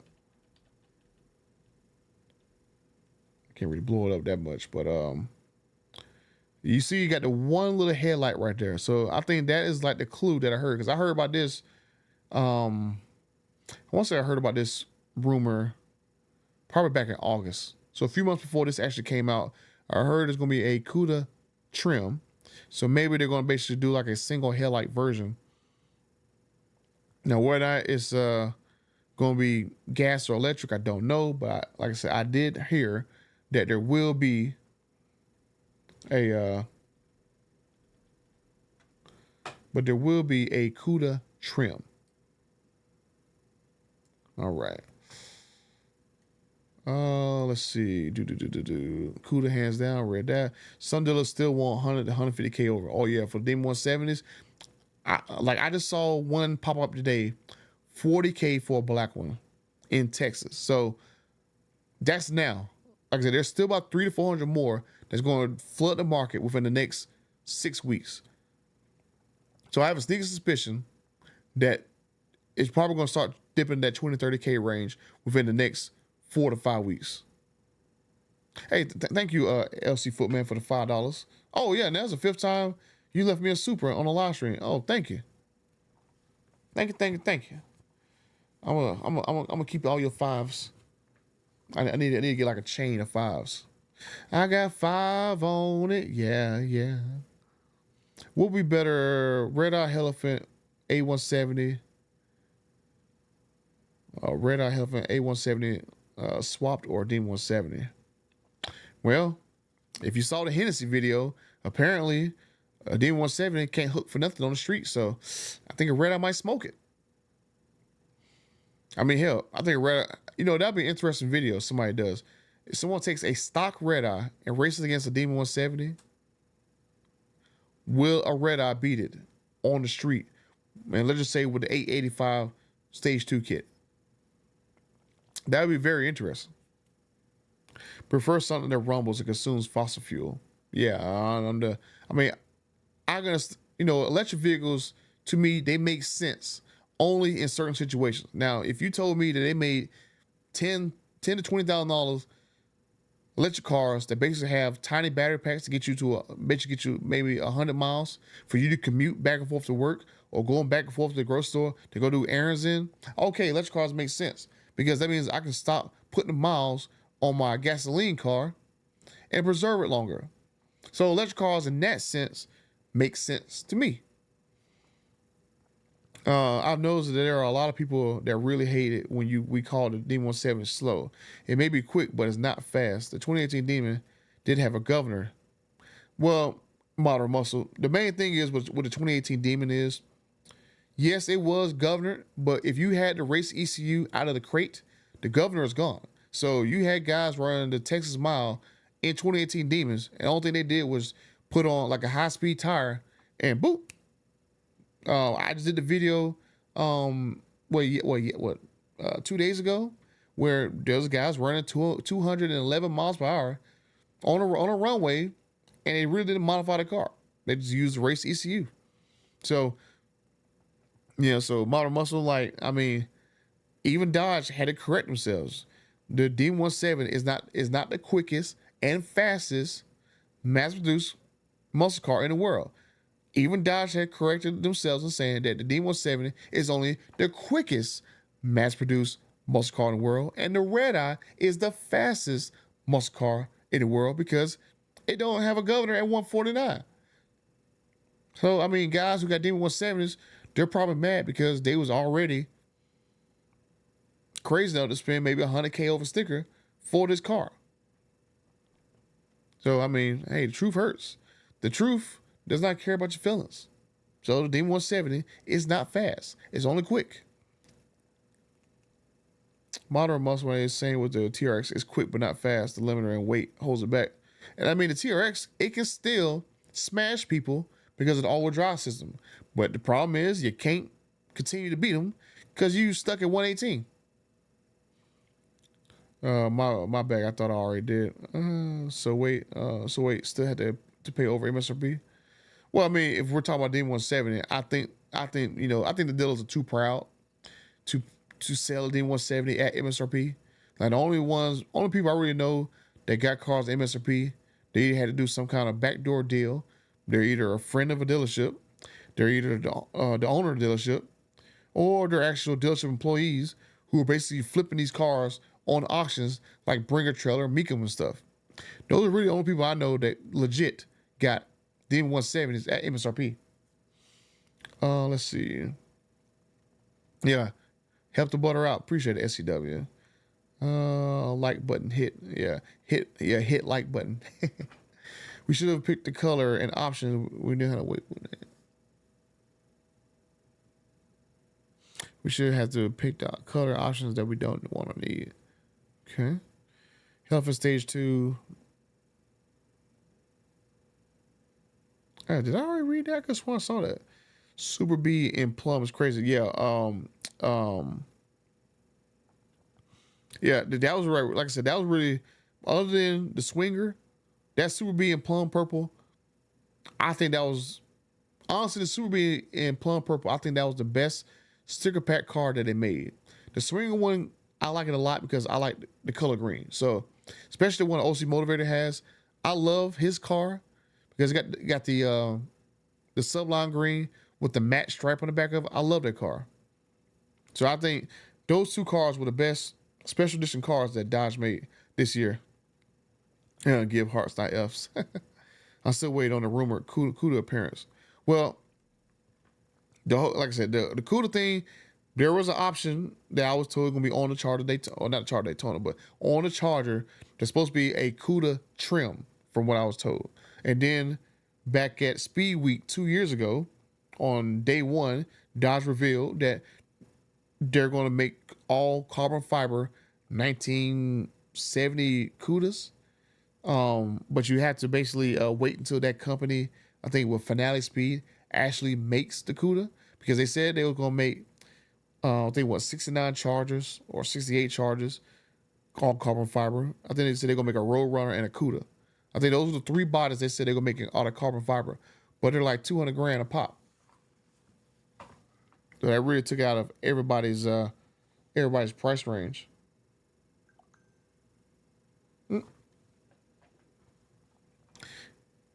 King Daytona, why are you talking about when a Hellfin is the most powerful stage kit? 2 questions. Who has more on the lot, Hendricks and Concord or late Norman Dodge? Thought on the last call, Chrysler 300, 392 engine. Still price is too high. And crazy part is, Natsman, I actually hate both those dealerships. So if they have a lot of stuff on their lots, I applaud it. Like, I applaud no one to buy anything from Hendrick and Concord and late Norman Dodge. Late Norman Dodge, that was one of the dealerships back in 2017 that screwed me out of 2018 Demon. They literally tell me on the phone, "Oh yeah, we got a Demon, we got a 2018 Demon sitting here. Like, is there a markup on it?" No, you come in here, take a look at it, and see if you want it. I'm like, okay, cool. So I think late Norman was like maybe an hour and a half from my house. So I go drive there, go take a look at the car, and I get the whole massage treatment on the car and how great it is. And then next thing I know, $50,000 markup. And I was like, dude, you literally told me on the phone that the car didn't wear that markup. He's like, no. I said, well, you come here and take a look at it and see if you want to pay the markup. I'm like, so you literally brought me down here in person to pressure me into spending $50K markup on a 2018 Demon. I'm like, nope, pass. Nope, sorry. And Hendrick and Concord, I hope every Hendrick store is filled with cars and no one buys them. Because Hendrick was the guy who reneged on my MSRP deal for the Demon 170. So I hope that his cars are stacked up because of his nonsense.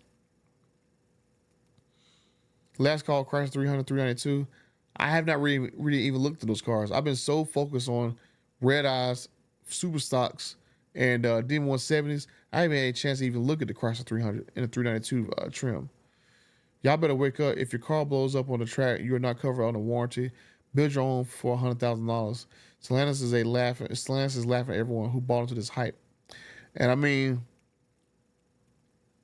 you're not wrong, Robert. You are not wrong. If this car does blow up on the track and you are SOL, love me some manual transmission. Yep. I love my 6-speed manual 2017 Hellcat. I think that was like the funnest car I had. Whatever happened to ordering factory direct? Well, Dano, we have to get pressure politicians to either allow this to happen or vote them out of office and vote people in office who will change this law. But you got the dealership lobbies who, when people pay markup, these dealerships are pouring all this money into the lobbies, and these lobbies are pouring all this money into politicians. And every year, dealerships get worse because more and more people are just so accepting of market adjustment. Oh, market value, yada yada yada. But I think there are a bunch of salesmen who basically go into these groups and pump everyone's heads up to think that it's okay to pay over sticker for a car, and then these guys take that money, pump it to politicians, and then stuff get worse. I mean, it's no coincidence that as markups got worse, dealerships got even worse. I wish my Super, yeah.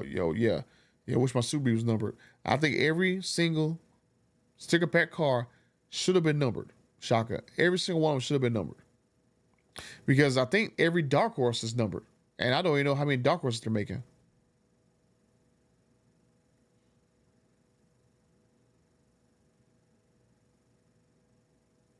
Oh, damn. The damn thing refreshed on me again. Crap. Okay. I don't know why I think keep refreshing on me and throwing me off. Where's my 69 Chevelle? It's literally right beneath me, sitting right there in the garage. It's right beneath me. But you ain't getting it, nephew. China 1320 was stage 3 kit, and I couldn't be happier. It's more fun to drive than my Hellcat. That's pretty cool. Robert, I believe that's only if you modify Demon. If factory warranty applies, if you blower. Well, I mean, I think it's on the actual waiver list that if you drive this car on a track, then you're not covered. Like, you got to get off the track to be covered again. So if you blow something going on the track, I think you're SOL. I would have totally rocked that Pink Panther. Thought it was freaking awesome. Yeah, Linesman. I think that Pink Panther one was crazy. I left them knowledge a video of the 170 dealing with Marcos. I remember you posting about it. Your TRS having scratches. Yeah. Oh, damn. Okay. I'm at work listening in. I wasn't a fan of F8 green, but the instant I test drove it, I love the color sense. I'm more of a light green person. If Bud ever gets rich, he's going to have 197 cars sitting in front of his house, and they're all going to be crazy fun cars. Like, I have a lot of, I'm like probably like the Black Damon of daily driven exotics, where I have these crazy ideas of cool cars that look awesome, but I don't have white Damon money. I have Black Damon money where I don't have no money. Stage 2 on Hellfin is only 129. Yeah, that's still a lot of money. We're in Alabama. I'll reveal that in a video, Footman. Mach 5 is when Dodge is introducing their new vehicles. It would be their funeral if they show the ugly car for social media. Yeah, and March 5th. I hope they show an ICE Charger. That's all I gotta say.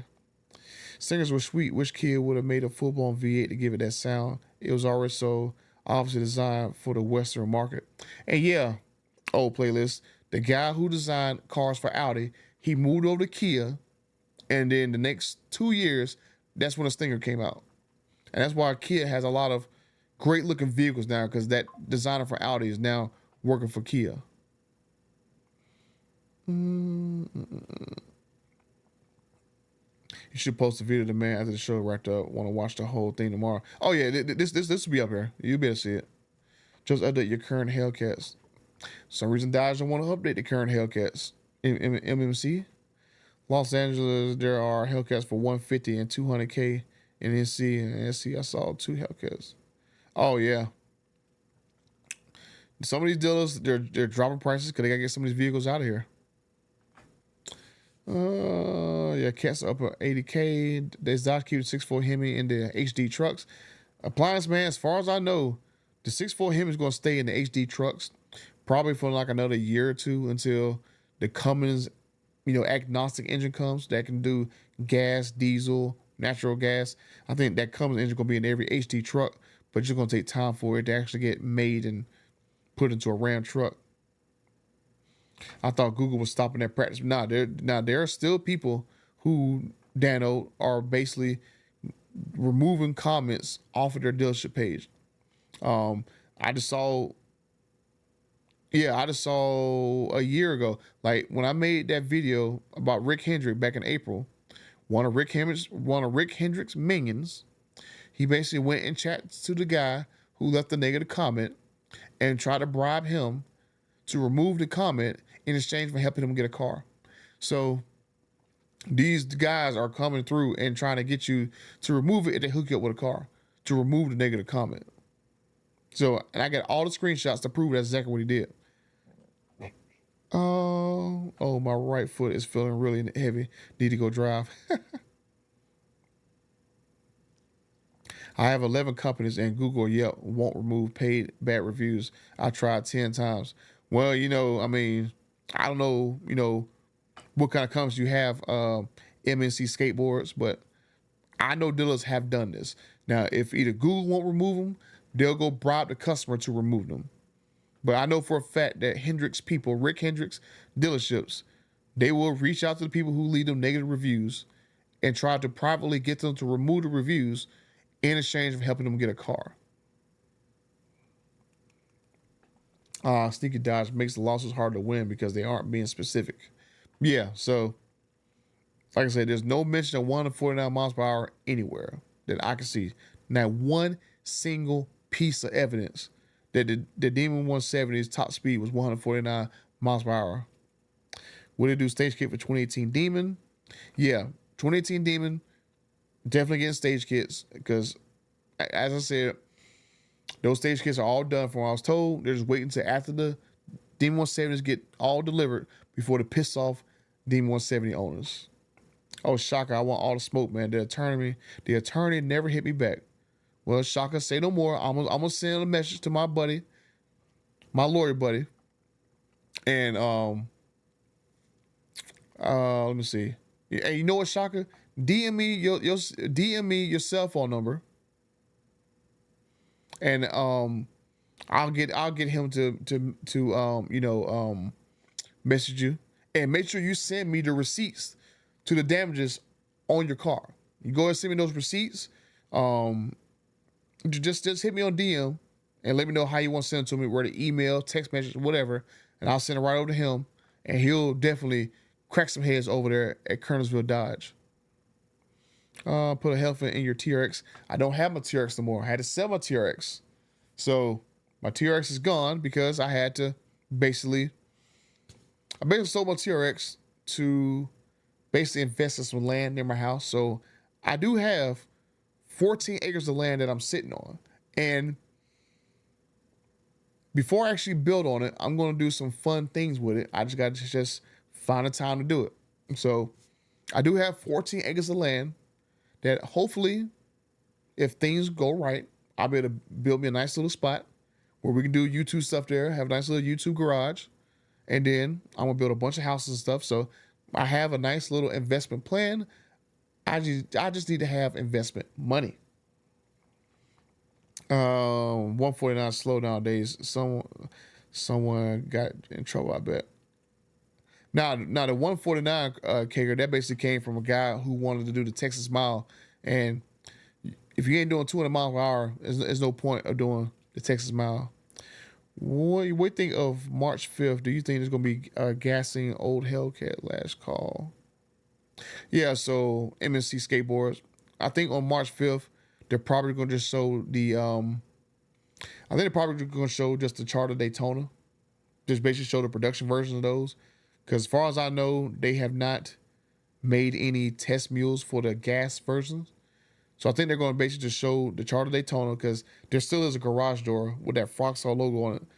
So I think that's going to be for that. And then maybe later this year, we'll actually see a gas-powered Charger. We'll probably do like maybe on 426 day, they'll just drop another event, or maybe on Roadkill nights, they'll drop an event for the gas-powered Charger.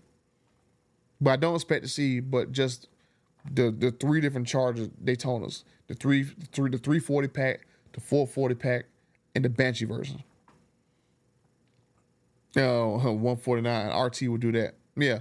So technically an RT will basically keep up with the Demon 170.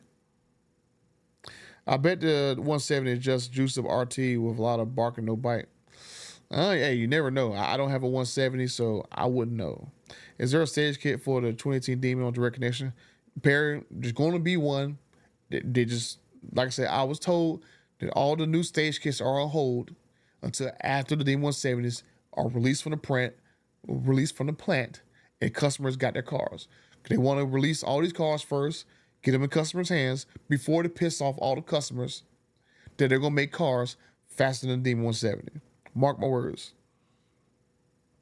I think all dealerships are tripping because Dodge is lying to us. Multiple variant Hellcats dropping from what I've heard from a Mopar guy.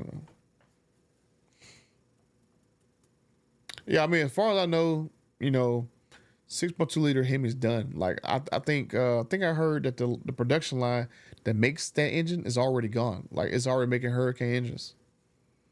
I gave up my 18 392 Durango just to get a 21 Hell Rango, and Dodge decided to disregard the lube before they fucked me over by making a 23 model. And then those guys who bought the 23 models, they made a 24 model.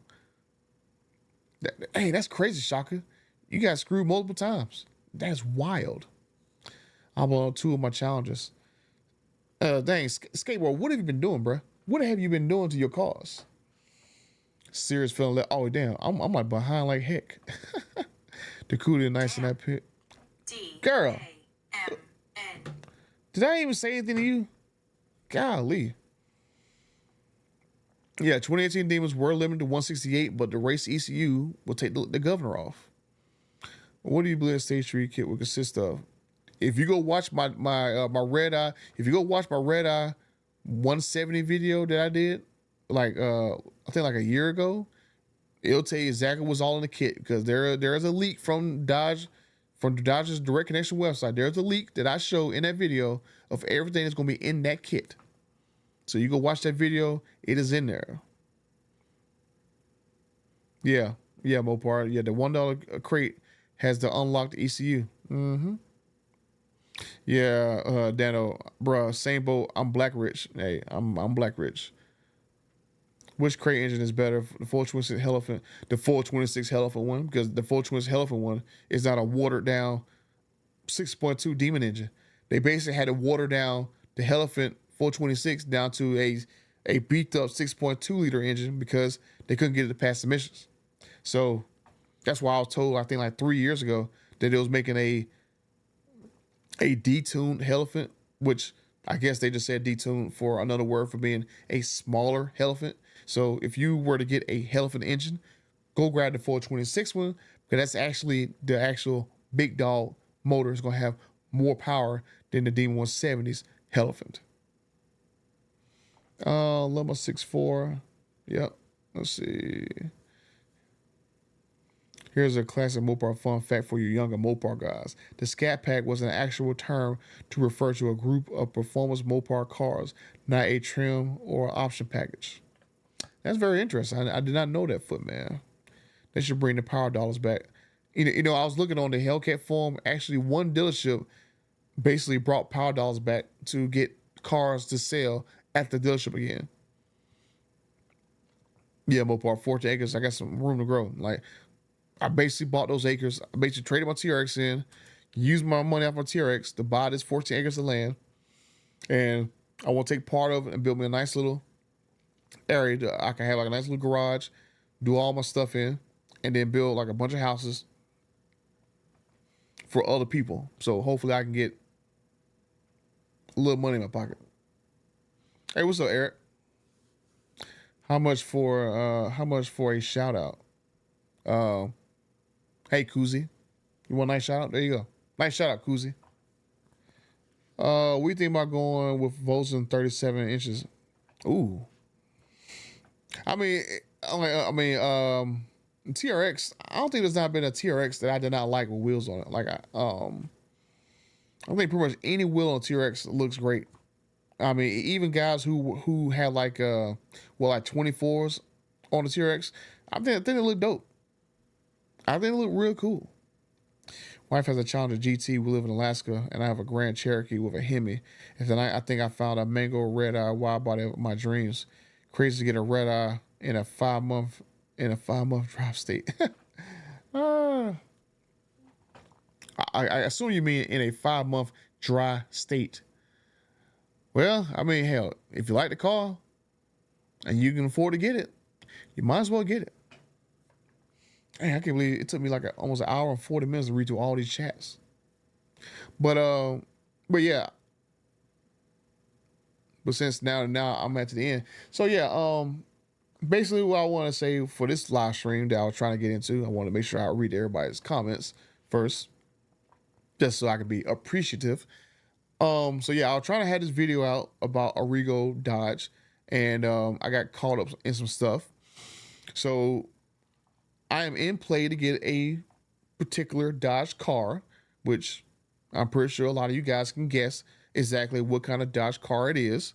And I actually got turned down by Navy Federal Credit Union to get this car. So I had to go kind of scramble and call around a couple other places to get the loan for the car. And hopefully by Monday, I will know 100% if I can get finance. Because it seems like to me that, I haven't really looked into loans since the last, I guess, 2-3 years since I had my TRX, that they got a lot more stricter. And people are not lending money out as like they was. So it's like, golly, so I'm like, I wish Navy Federal would have called me to ask, so that way I could be like, hey, how much money I got to put down to get this car? How much money I can put down to lock this car up? So that's why I made sure that, I called my credit union back, because I talked to them on Monday, and here it is Friday, and they never called me back. So I went and called them again today, and basically like, hey, look, they're like, oh, well, your loan to value ratio is a little tight. Your student loans is kind of, messing with stuff. I'm going like, look, I've always had the ability to where when I wanted a car and y'all told me that I was not really in the range that you guys are looking for, that you would give me a dollar amount that would make sense for both of us. And so I've been having to deal with this student loan nonsense since I graduated from freaking college.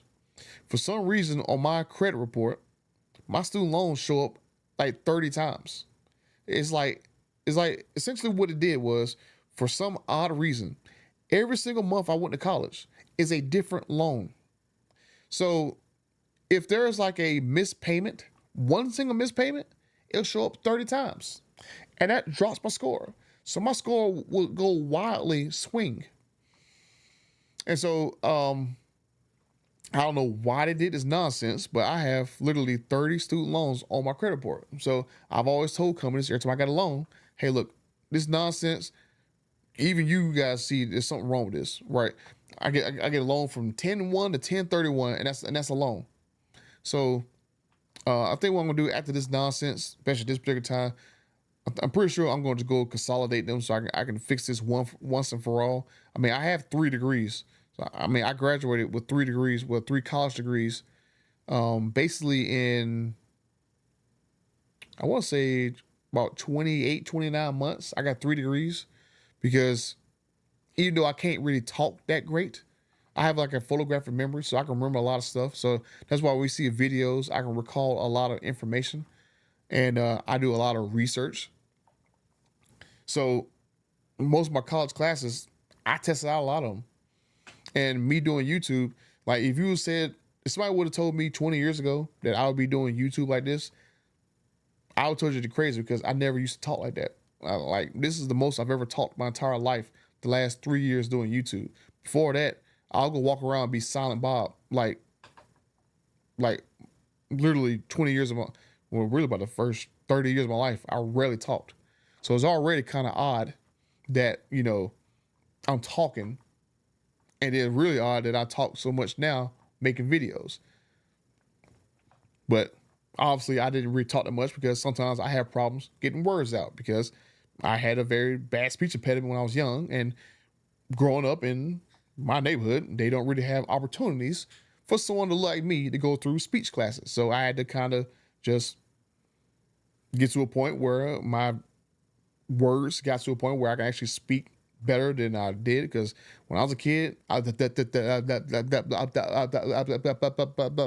how I used to sound when I was a kid. Like, so it's even a miracle I got to this point. And if I had more support, I probably could have talked better than this. But it is what it is. So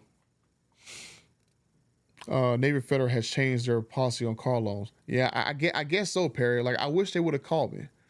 I wish they would have called me, and we go back and forth because when I applied for the daggone loan through Navy Federal, it didn't even ask me really any questions. All it did was basically just say, "Hey, what's your income? What's your social security number? And basically how much money that you want to spend on the car." And so it's kind of odd that I think one of the problems is with that car is that technically the car does not exist because technically that car is not released. So there's no window sticker for the car if I told you the VIN number. So I don't know whether or not they had an error seeing what the car was, which like I said, I'm pretty sure you guys know exactly what kind of car I'm talking about. But it was just I wish they would have called me. Now my credit union, they was being a little more helpful, and I gave them an offer of how much money I'll be willing to put down on this particular car. So hopefully when they call me back Monday, they accept, and then I'll be good to go. Let's see. What do you have your degrees in? So I have basically, I have 2 degrees in IT. I got one in network security. Then I got another one in, God, what my other one is? Well, both of them have a concentration in network security, but one's in, I guess, computer science. The other one's in network security. Then my third one, oddly, is in auto body. So I know how to weld cars. I know how to paint. I know how to do body work and stuff. So I just basically did it because 1 year I got to a motorcycle accident and I couldn't walk for a year. So I was like, hell, if I got a down year, I might as well learn something. And I like old cars, and I had a few old cars that I wanted to work on. So I went and took an auto body class, and I learned how to paint, weld, do body work, all that stuff. So I know how to do all the crap. So I got 3 degrees. 2 of them make sense, and the third one don't make no sense at all. So, but the auto body degrees I paid for out of my pocket because I mean going to trade school is like $40-$50 a class, and since I had already had my 2 degrees already, by the time I went there, I ain't take nothing. I ain't take no math, no science, no nothing. All I did was straight auto body only classes. I was already exempt for everything else. So I mean that was easy. So all I was doing when I went there was airbrush class, welding class, auto body class, painting class, collision class, estimating class. That was it. So I know how to estimate damage. And I've been pretty accurate at estimating damages. Like people getting in accidents, I'd be like, oh yeah, that's gonna cost you shot rate, that panel, blah blah blah. So I'm pretty good at estimating cars, especially when somebody gets into an accident, and I can just look at something like, yeah, it's gonna cost you about maybe $2,000, $1,500. So I'm pretty good at that right now. The Demon 170 pulls up as a red eye in the bank code. Yeah, and I think Demonology said that in his latest video where he was saying that he was having a problem in getting his car financed because I think he said the bank only wanted to finance $88K. But like I said, I'm not going to say that that's the particular vehicle that I'm getting, but I'm just going to say that there is a vehicle that exists that is basically not released yet, and that I'm just trying to make sure I get the loan stuff for it. But I guess you guys pretty much know exactly what vehicle I'm talking about. And given the color of this whole setup, you can pretty much guess what color it is too. Just saying. You know, I like to leave little subtle Easter eggs like Dodge. So, do you know you have 3 degrees? That's awesome. Yeah, I'm way more smarter than I sound like when I talk. My D170 came up like that. Oh yeah. Oh, you got D170 camera guy? What color is it? You got a sunroof, carbon wheels. Even on insurance, it shows it. Yeah, and that's one thing, camera guy, that Dodge, I think they messed up on that too. Because 2018, I'm pretty sure what Dodge did was they made the Demon its own separate model. So it's basically the child, it's basically the 2018 Demon, whatever. And then for this 2023, they did not make the Demon a model. I think they just didn't want to re-crash test a bunch of cars. So they basically just made the Demon 170 an option on a red eye. And I think that's how they get around it. I haven't really looked at the difference between the VINs on a red eye and a Demon 170, but I'm pretty sure they are very, very similar. And Dodge really just only just set aside a set of VINs only for demons. I'm gonna go look at that probably in the next week or two when I actually, do a video on like the Demon 170 and all that other stuff, because there's a lot of videos for me to make.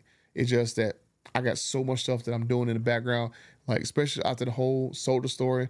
There is a lot of stuff and a lot of crap I deal with dealers on a daily basis. I kind of feel as though as I'm the YouTuber Demon Concierge.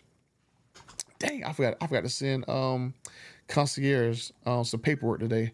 I guess I'll do it Monday. I need to actually have like a whiteboard set up to, hey, send this to this person in Dodge. Hey, send this to this person in Concierge.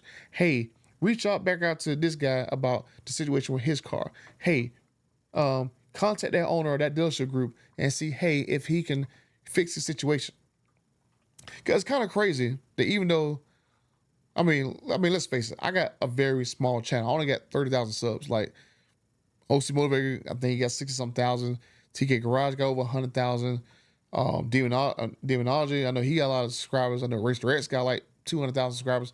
So I'm pretty much like the new kid on the block, and I have one of the smaller channels on here. But man, do I tell you, I know a lot of people now. It is just crazy how when you put in hard work, you get noticed by a lot of people that you don't think that you got noticed by, right? Like I had no idea that Demonology would even know who I was. And he just hit me on IG. I think the second message was boom, cell phone number, and then bam, me and him chatting like nothing's going on. And then you got Kaniskis, boom, email, phone number, and Tim Kaniskis is kind of like my friend and me on my bromance, whatever you want to call it. But it's just crazy as crap that me having this small tiny channel and I can barely speak right, that I'm chatting back and forth with a lot of people within Dodge. It's just insane to me that literally happened within the last, what were we 10th? So we're about 40, 50 days. These 40 to 50 days on YouTube have been pretty much my most busiest 40 to 50 days I've ever had on YouTube. Like I am so busy. That's why I cannot get enough videos out. And that's why I was like, I need to start doing live streams. That way, when I can't get videos out, I can at least interact with everybody. And you can at least see that, I didn't just fall off a cliff. Now, sometimes I don't make a video because I'm actually working, because YouTube obviously is not my full-time job. I mean, I'm like I said, I'm a nobody. My channel is still growing, right? Most of the money that comes from the channel, like anytime you guys watch my videos and, stuff like that, watch my videos, throw a super chat, whatever, 99% of that income goes to putting my child to private school. Because as you guys, like I said earlier, where I live at, the schools are trash. Kids are showing up, stabbing each other, fighting each other.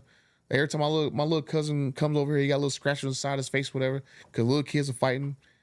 And pretty much every dollar from YouTube, pretty much now, goes to making sure that my son is in a safe environment and that he is going to have a great education. And then he literally speaks the same way I used to do when I was a kid. So he's going to need to have some speech lessons. But the crazy thing is, that particular school, they actually have on staff people who will help a child speak correctly. And they are there full time. And so they've already said that, hey, look, we're going to basically, monitor your child, and we're going to basically, help him out once a week and give you stuff to go back and forth with him when he's at home. And then we're going to basically help correct him to speak good. And I'm like, golly, I remember when it was me, I literally had to go 1 week. They gave me 1 week to fix my speech. And that was it. It was like school ended. We had to walk to the school gym and go there on stage. And there's like about 10 other kids there. And I'm just sitting there, and you gotta wait for the one teacher to come and work with you about 5-10 minutes, and out for 1 week. And that's basically how my speech got to this point off of just 1 week. And they telling me they're gonna help my son out literally once every single week, all the way up until he gets out of there. So I'm like, you know what? That's why I love doing YouTube, because you guys are helping make sure that my son's safe, that he makes sure that he's learning properly, he's not in a crappy environment. Because I got a photographic memory, so I was. So I got like I said, I got a photographic memory, so it's easy for me to go and just look through something, glance at it, and always remember it. So people always going like, how am I just doing tests and walking out the class early because I didn't just like the school. And so I mean, because all the people around you is like freaking crazy, but yeah, pretty much now, YouTube basically makes sure my son is safe, and so every time anyone watches my videos, and that's why I'm so grateful for everyone who reaches out to me, watch my videos, want to help out with this. And so that's why I feel as though I would like to help everybody else out, because you guys are showing me kindness that's changing my life. And I want to help out everyone else to the point where I'm trying to change stuff in their life. So without YouTube, I definitely cannot pay to send my child to a school where I feel confident in his future. So the crazy thing, like if I'm probably doing next live stream, I'm gonna pull up this chart where they have every single school where I live at, every single school in the area, every single school is rated either F or D where I live, every single one of them. And the bad thing is, well, not every single one of them, but I think it's like maybe 1 or 2 schools has an A, then maybe 1 or 2 schools got a B, and 1 or 2 schools got a C. But I think 37 schools out of like 50 on this list had D's and F's on them. That's how bad the school system is where I live at. And I'm like, every single person on that school board should be fired, resigned, and replaced, because that is terrible job that you did, where you have literally every single school failing to get people to read and write at a grade point level. It's not exactly all on the school, because like I said, usually when I'm not on camera, I'm helping my son out with stuff. I'm encouraging him to do stuff, and he's very creative. But it just, oh God, it's just freaking terrible. But the bad thing is, with that little chart, is that they do that chart on a 10-point grading scale. I was always judged on like the 7-point grading scale. So if you go and take those schools at 7-point grading scale, majority of those schools are F. I'm like, you gotta be kidding me. So if it wasn't for that on YouTube, I definitely would be like, oh crap, I gotta figure out someplace else to go, because my son cannot go in this particular area, because I'm the type of person where I want my child's life to be 10 times better than what mine was. And I recognize that I went to a crappy school environment everywhere I went to. Let me see. Let's see. Yeah, you should have at least 100K subs by now. Hey, you see, when I'm putting the videos now, 87% of people who watches my videos do not subscribe to my channel. And that's but I'm getting like 6, 7, 800 million views per month. So it's wild. And the stats that YouTube provides you, they show you that those people who are returning viewers, they keep watching you, but they won't subscribe. So that's why I'm trying to make sure I put it in every video that, hey, come on. We 87% not subscribed. Come on. Let's see. What kind of advice would you give when a dealer raises the price of a car after showing interest in it? Richard, I would say what has worked for me, because like I said, where I live at North Carolina, I don't buy cars in North Carolina. And this has worked for me a few times. When they raise the price on you, simply walk out, walk away from it. It's like, especially if they already have your contact information, just walk away. And I've had dealers call me back in like a day or two, like, hey, you still interested? I'm like, well, no, you raised the price on me, and I thought that we were, going to do this deal. So walking away, I've learned, is a very, very powerful tool. Just walk away.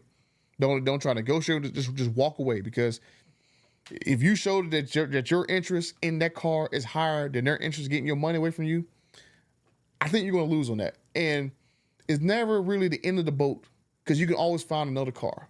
And as I've learned, like I said, I probably bought at least 10, 15 vehicles. I've only bought maybe two vehicles in North Carolina out of 15.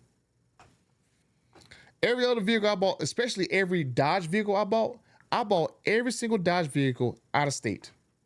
I went out of state to Boston, and I bought me a RT, because he even marking up RTs down here, or marking up RTs because of, let's just say, optics. I went all the way to Denver, Colorado, and I bought a Hellcat, because right here, right where I live in, Kernersville Dodge, 10K over sticker for one. It was cheap for me to go to Denver, sign the paperwork, spend $2,000 to ship the car back to North Carolina, than it was to pay $10,000 on a car here in North Carolina. TRX, Kernersville Dodge, 20K over sticker for a base TRX, and the only option was running boards. I went and got literally a fully loaded TRX. It had every single option on it, with zero exterior option add-ons. Like it had no running boards, no tonneau cover, no ram bar.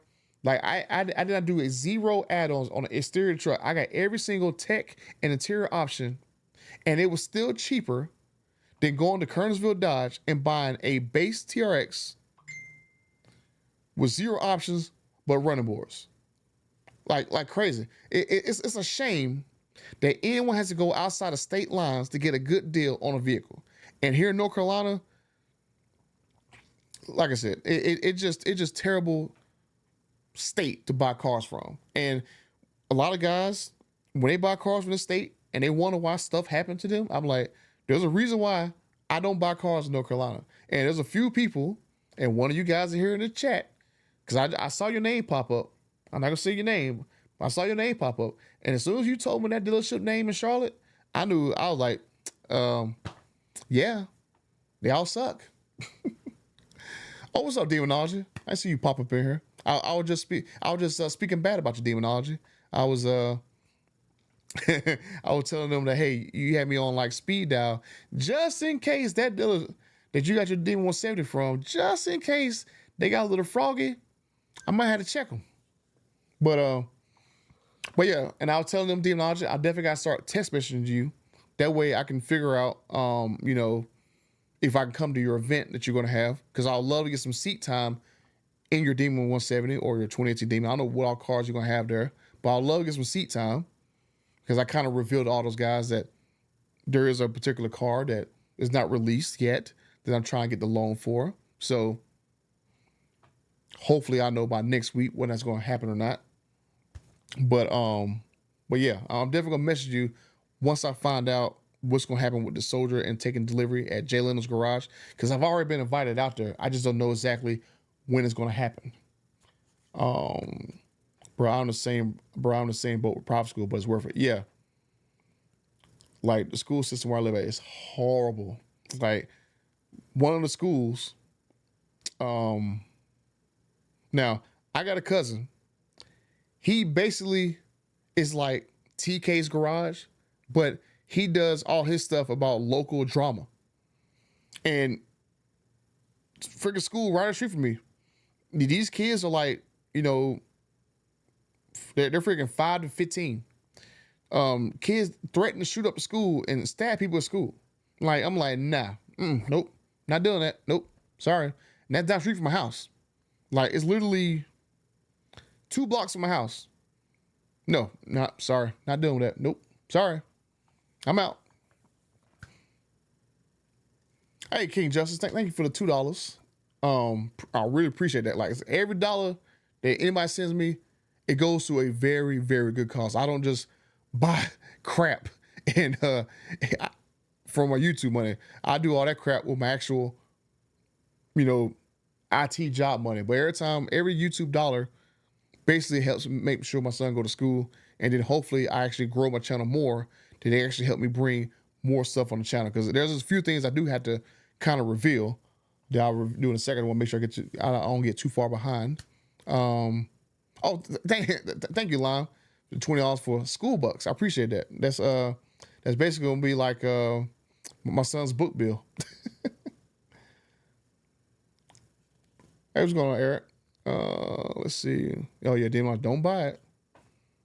What do you think of the different trims of the ICE 2024 Charger will be since it's all but confirmed becoming? I mean, honestly, like I said, I heard a rumor there's gonna be a CUDA trim. I mean, I would have to believe they're gonna make a Scat Pack trim. It seems like Scat Pack trim is a no brainer that they're gonna come back with. But I did hear of the CUDA trim. There has to be a Scat Pack trim because, you know, even Kinesis told me on the phone. He'll like, you know, the SRT Challenger, it was not a seller. All they did was basically change the name, put Scat Pack on the car name, and now everyone loves Scat Packs. Everyone loves Scat Packs. He was like, the sales for that car skyrocketed once they put a certain name on an SRT 392 car. He said it's exactly the same as that car, just a different name. So I had to believe when it came out of Tim Knis's mouth a few weeks ago that 100% there's going to be a Scat Pack new Charger. So I know that trim is at least coming back 100%. I haven't asked what the other trim names are going to be. I guess it really doesn't matter because a lot of people aren't going to buy it, but we will see. But I do have a pretty good guess that there will be a Scat Pack. I mean, it would be cool if like that Hurricane How output, that's the Scat Pack. That way you at least have 500 horsepower. Because it would make sense to keep it at 500 horsepower right where the same, you know, Scat Pack is now. It was like 480, 490, whatever. But yeah, but that's what I think. It would be nice to have a Scat Pack and then a Dark Horse compete against each other and see who's gonna win this V8 versus inline six battle. Let's see. Yeah, he's showing me some love. Yep. I agree. I found other cars, and that happened to me twice. I did go out of state. The local dealer wanted a ridiculous markup. I laughed and walked out and made him and started looking nationwide. Oh, okay, Richard. What are you looking for nationwide, Richard? Just let me know what it is, and I can probably help you out with it. Through this whole crap with all this Solder Demon 170 nonsense, there's been a few dealership owner groups that I now have cell phone numbers for. So if there is something that you are looking for, I could, see if they have something like that and see if I can help you out with that. Minnesota is just like that, man. I've gone to Iowa, Nebraska, Wisconsin, and Kansas to buy cars. Got my Hellcat in Kansas, was worth the trip. Exactly. Like every Dodge vehicle I had to go through. I mean, I went, and it wasn't like I couldn't find anything from North Carolina to Denver to go get this Hellcat. It was just I happened to be working in Denver. I went to a dealership. They're like, oh yeah, I mean, you can have this Hellcat about I think it was like about 10K on a sticker. He like, nobody can really drive a stick no more. I'm like, sold to the man in the black shirt. Let's go. So that's why I got my Hellcat in Denver. Well, not was it Denver? Yeah, it was Denver. Yeah, I got my Hellcat in Denver because I was already working out there, and they're like, "Can anyone really drive a stick out here?" And then they can't drive it. I mean, that far. Let's see, frozen screen. Am I still frozen? It doesn't look frozen on my end. It still says I'm live, and I don't really see a red bar on my stuff. Oh, you know what? Let me scroll up because I can actually scroll up and watch my stream. Yeah, I am not frozen. Hey, what's going on? Oh, thank you, Gabe, for sending me $99. 99.99. You know, you could send me like 66.66 for the demon that you got. But thank you, Gabe. I appreciate you sending me $99. $99.99. That's like what a dealer would try to hit you with. Oh, we got this demon 170 for $499.99. But yeah, what was I gonna say? But yeah, I gotta try to hopefully my credit union will come through with my little offer. I gave them an offer of a number to get this particular car. I don't want to say the number. I don't want to say the number is because you'll know exactly what car I'm talking about because I'm trying to keep it mysterious. I mean, like I said, you can at least guess what color it's going to be based off the background of this whole live stream. But hopefully Monday I'll know. And I got kind of like a special plan I'm gonna do with this car.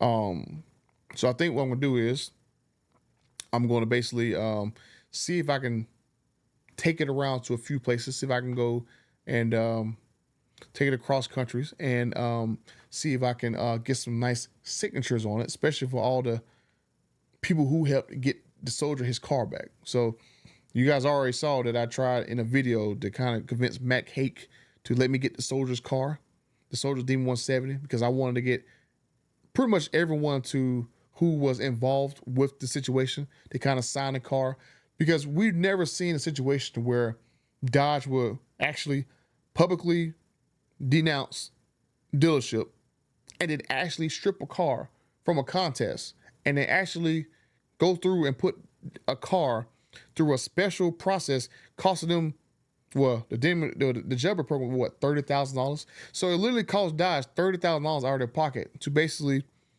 get the soldier another car and repaint it in whatever color he wants. And I know there's like an article going around saying that, you know, the soldier's car is going to be repainted from black to F8 green. It will not be painted F8 green 100%. I talk to the soldier every couple of days, and I know for a fact exactly what color it's going to be. I'm not going to reveal what color it's going to be, but it would not be F8 green. I just got to send him a message to see how he's doing and see if he knows when he's coming back yet. But yeah, me and the soldier, we're going to do some things. I said, me and him, we're going to go out to Jay Leno's garage. And then when I ran to Goldberg at Barrett Jackson, Goldberg, I asked whether me and the soldier can come out to his garage and probably do something. And he was like, yep, me and the soldier, we definitely come out to Goldberg's garage and we're going to go do that. You know, we got to kind of work around the soldier's schedule because you never know when you're in the military when you got to get deployed. But we're going to go do that. And then hopefully, I don't know if Tim Knissis is going to come out to Jay Leno's garage. So hopefully I can meet Tim Knissis out there at Jay Leno's garage. And if not, maybe we can probably meet up with Tim Knissis at maybe like roadkill nights, go up there. And so it basically like I kind of meet the whole trifecta of everyone that's involved. Like I've already met Goldberg, but hopefully go out to his garage. I already met the head of concierge. I know she done a lot of stuff behind the scenes. And I already met her. She's a pretty nice lady. And then Goldberg, Jay Leno, Knissis, and pretty much anybody's involved. I want to see if I can, you know, meet up with them, get the car signed and everything. And I was trying to get Mac Hake to let me get the soldier's car, and then let me get everyone involved to sign a car, and potentially sell that car, or maybe like raffle that car off, and see if, like, you know, maybe that would make the car maybe get more money or whatever, or maybe I keep the car and just take it around the car shows, like, you know, especially if the soldier wants to put his car through car shows. I have that car through car shows, because it would have been cool to have both of those cars side by side. The soldier's old car that started this whole nonsense, and then the soldier's new car that got resprayed. Because, like, I mean, that was one of the main reasons I wanted to have that car when this whole situation happened, because I wanted him to actually see the car in person, because he never seen the car he ordered in person. All he has is photos of it. So if Mac Hake auctioned his car off and some millionaire grabs it, he'll never see this car that he ordered. He'll never see this car that started this whole nonsense. Let's see. Oh, hope it helps. Hope it helps your son. Thank you, Gabe. Trust me, it will. Trust me, it will. This school bill, it kicks my butt every month. But that's why I'm trying to do more YouTube stuff, because I have a lot of stuff to talk about. It just I don't have a lot of stuff to do it in. So hopefully everything will shake out this year, and I do a lot more stuff, go out to a lot more events, because I would love to go out to Demonologist event. I just can't commit to it because I don't know exactly when the whole Jay Leno thing and a soldiers event is going to happen out there at his garage. Let's see. Butter, what do you think these Scat Pack values will do long term? I mean, a fun, naturally aspirated V8. I mean, I think if anything, if they don't hold value, I don't think they're gonna go 5, 10K underwater. What's really your other alternative? I mean, your only other alternative is if, Ford, everybody just buys Ford Mustangs and then just kills the value. But I mean, I think it's gonna be difficult. I don't see them dying in value because I mean, even Hellcats, even 2015 Hellcats, 2016 Hellcats, those cars, even with like 20,000 miles on them, I've seen they are still bringing in 50K. So it's not really that far off of where they were, what, 9 years ago. So they might have lost $1,000 a year, maybe. So maybe in 10 years you may lose $10,000 on a Scat Pack. Maybe in 5 years you might see a Hemi in a brand new Charger. Well, we don't know, but there is so many of these cars that I think the aftermarket community on these cars are going to be so strong that I don't think they're going to lose value. I think that these cars have the potential to have a cult following so strong that you're going to have companies created that's going to basically be dedicated to keeping these cars on the road. Because I mean, you got companies created now that keeps Carrera GTs, like the actual Porsche car. That's like the $2 million car. They'll go and buy Carrera GTs. They'll go redo the entire car and go and resell it. So I mean, I would not doubt that maybe that's why Dodge made Direct Connection. So you can go to Dodge and they'll still factory make certain parts and you can keep your car on the road. So I just wouldn't doubt it. I drove 80 miles. I drove 80 miles away to save $15,000 on my Hellcat. It's definitely worth driving to a good dealer that's not going to rip you off. Yep, exactly, Limestein. I mean, it was cheaper. I mean, it's $15,000. You can actually ship that car for cheaper than 15K to save a lot of money. That's just how bad these dealers just do not realize how it is. I mean, it's already crazy that you got to drive out of state to go get a car, and these guys won't try to negotiate to get money down. Like these guys are just so greedy. A lot of them are just so greedy that I wish. I try to tell TK this. I like, dude, we need to have like a dealership, and the only thing we do is sell every single car at invoice. We don't even care about the margins. All we're doing is just trying to pump out as many cars as we can to piss off the markup dealers to where they either have to lower the prices to compete or they go out of business and we buy them out.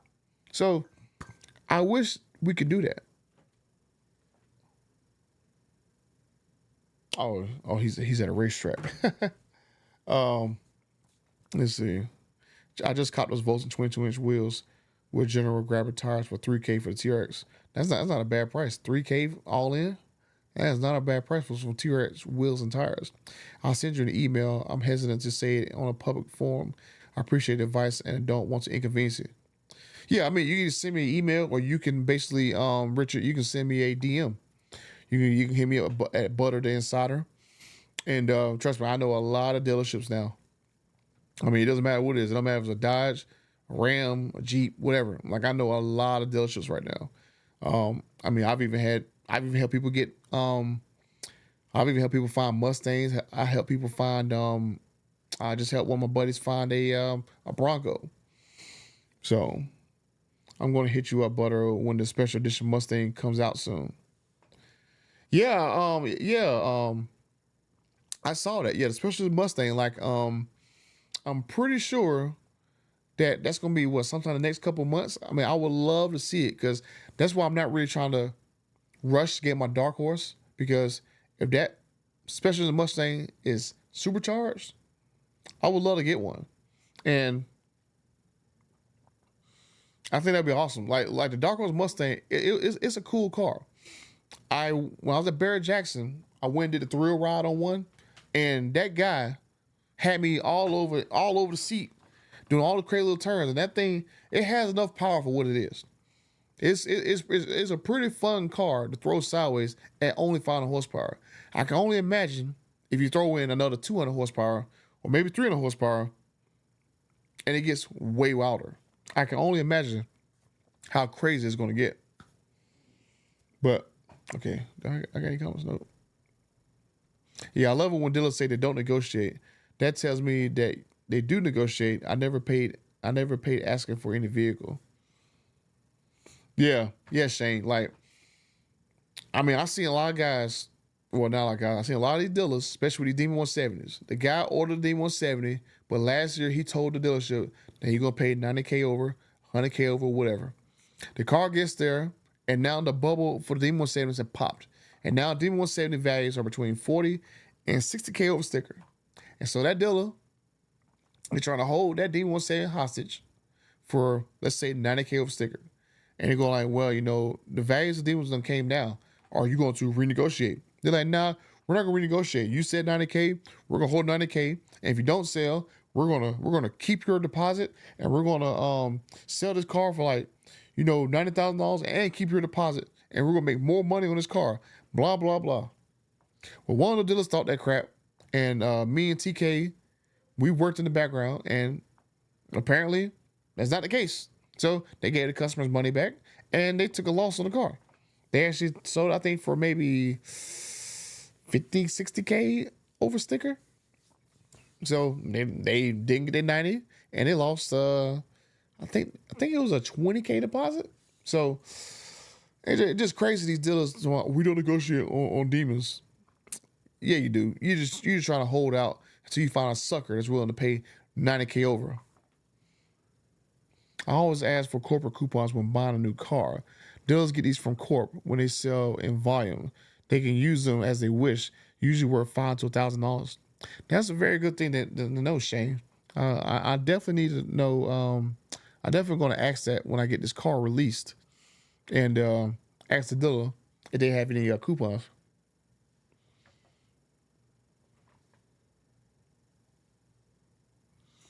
The excuse I hear from public schools all the time when the kids are failing is we need more money. I pointed out in the real world, no one gets more money for doing a bad job. Exactly right, Richard. And I have not seen a single time where throwing more money at the problem in education, like especially from the government, made education better. Like I've not seen a single time. I think what was it? LeBron James' school? What was that the I Care school he did? He threw a lot of money in that school, and then they did like a reading test, and none of those kids was able to read at a grade point level. I'm like, that's crazy. Or what was it? I Care. What was it? I Wish. I think it was the I Wish school he did. But yeah, you don't. Well, like I said, Richard, you don't get more money if you're not producing, if you're not producing results. So trust me, I totally get that. And so I just wonder how much money Dodge is going to get with these next gen cars, because this next gen roster is not looking so hot. I mean, they're going to have some bangers with the Alchemy 392. They're going to have the Durango final edition, the Durango Hellcat final edition. So SUVs apparently sell money. But it's funny that I saw that Mopar Insiders did this article where the Hornet, the Challenger, and the Charger are the 10 slowest vehicles in the country right now. That is wild. Like I would have thought that the Challenger Charger was on the list of the 3 slowest vehicles in the country. But it's just crazy that is the case. Oh, Mopar Insiders. Let me see. Where's that article? Let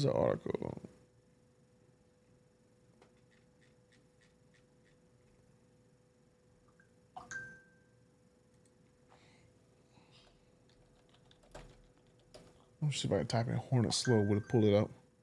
There we go. This is hilarious. Let me get this out of my way. Like, this is freaking wild. Let me see if I can. Here we go. Stellantis continues to be in trouble going into February, with 7 of the automaker's vehicles making the top 10 list of the slowest selling vehicles. You got the Hornet, 480-day supply. There is currently 13,000 Hornets sitting here for sale. So you got this is crazy. You got the Hornet, the Charger, the Challenger, the 300, the Ram 3500, the Ram 2500, and the Maserati Levante. 7 of the top 10 vehicles with the lowest volume, all coming from Stellantis. That is wild. I'm surprised that the Ram 2500 is even on this list. I mean, everybody loves trucks, and it's surprising the Ram 2500 is on the list. I mean, other than maybe being too costly, that's the only reason I can think that the Ram 2500 is on this list. Ram 3500, okay, yeah, I can probably see that. I mean, it is getting long in its tooth, and Ford did just release the their new lineup of Super Duty trucks. Man, that is just wild. But look at these numbers though. There's over 33,629 chargers for sale right now in the US. That is crazy. There are 24,582 Challengers. I mean, you got almost 60,000 last call Challengers and Chargers sitting. No one's buying them. I mean, I can understand the Hornet, but Challengers and Chargers, that's just crazy. And it's Richard, is Mopar or no car gonna get sold? That is wild.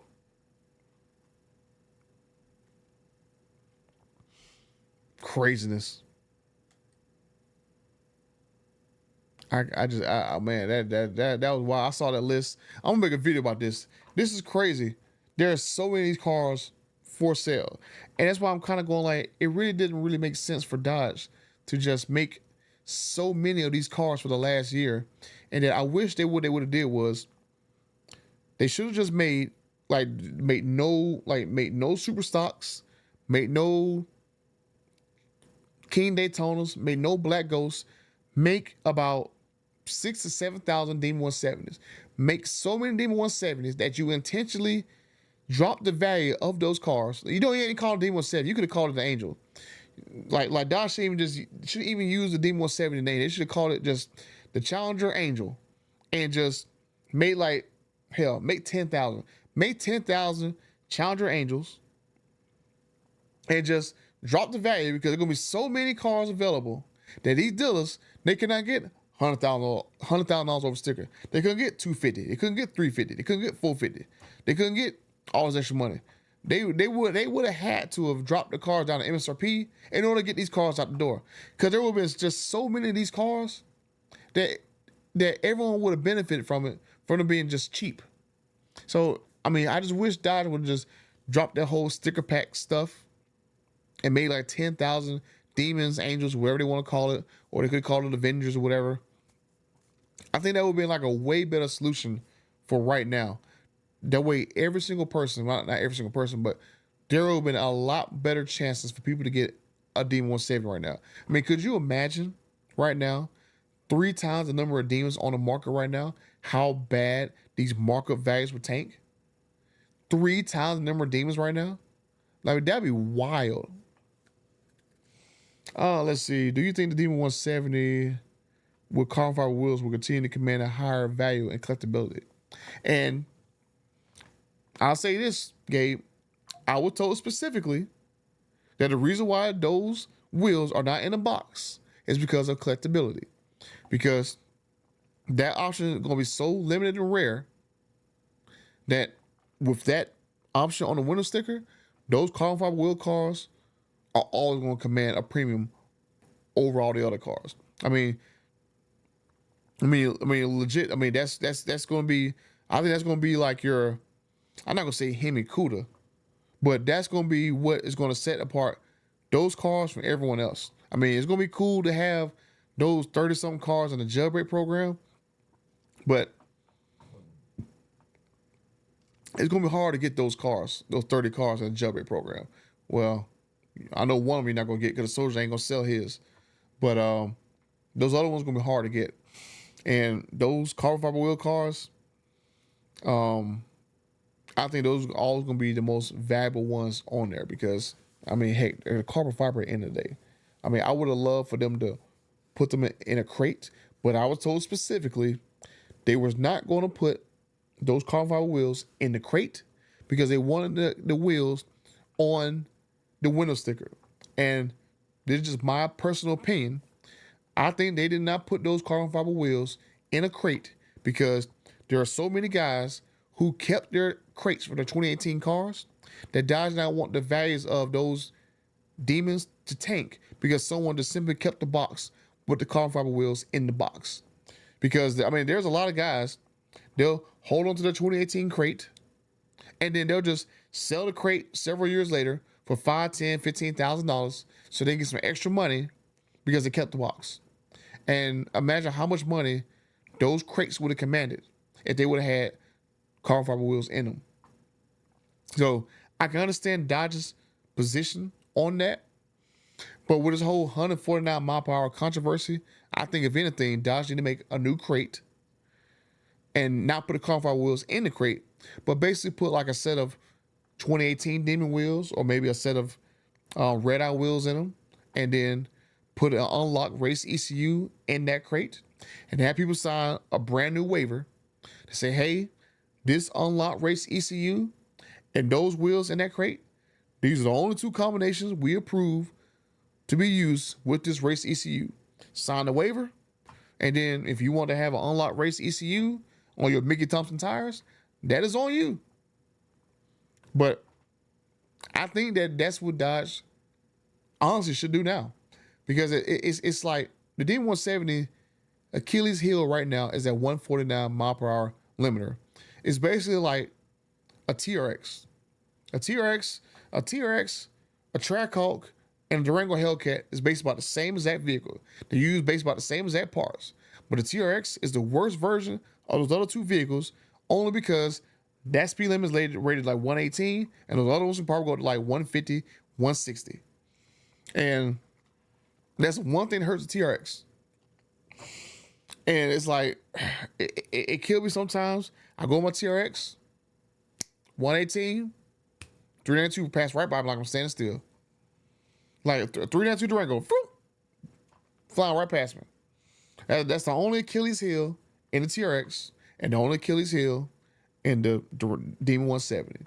And so, the guy who's, wanting to sue Dodge over the whole Texas Mile thing, I think Dodge, if they want to have like a happy medium, I mean, honestly, I think if people want to actually get like a top speed crate, I think Dodge should make a chest, make like a big old Demon chest, and put in there like a lightweight drive shaft, some Red Eye wheels and tires, unlock race ECU. And if you want to go run a Texas Mile, there you go. And it only costs $1, just like in 2018. It just already wild that Dodge would not make the crate in the first place. And I mean, I was specifically told that they did not make the crate. It wasn't because they didn't have the money, but it's like, what do you put in the crate now? Like, I mean, if you're not going to put the carbon fiber wheels in the crate, what else is going to go in there? So, I mean, what? You're going to make a crate just for a jack, an air pump, an impact hammer? So that's what I'm thinking like now with this whole controversy, because I'm going to say this. I'm going to say this in a video. I'm going to do like a new update video that there's still right now, last time I checked today, there's not a single mention anywhere on the internet that Dodge said that the Demon 170 top speed is 149 mile per hour. The only time I can find the number 149 reference anywhere on the internet is in the owner supplemental manual when it's talking about drag mode. And it was saying that, hey, in drag mode with these Mickey Thompson tires, the speed may exceed 149 miles per hour, but only briefly. Like that same cookie cutter response that they gave Racer X is the same exact one that you find in the supplemental manual for Demon 170. But through that whole manual, there is zero mentions of top speed. Top speed is not mentioned in a manual, not one single time. You go on Dodge Garage website, top speed is not mentioned 10 time. Like, I still have not seen any official stats lists for Demon 170. And there's like still no mention of top speed one single time. So Dodge kind of left that interpretation to where it was a gray area about this speed thing. And so I'm like, I can see the customer's point of view that, hey,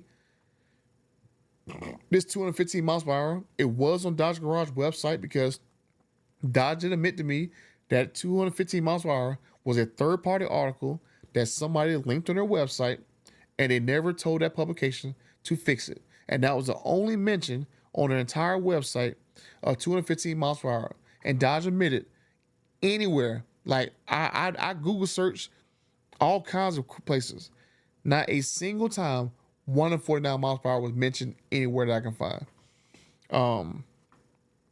You know what? I'm gonna actually look on the bill sheets. I'm gonna look at the bill sheets and see whether or not it says in the bill sheet if 149 miles per hour is the top speed in the bill sheet.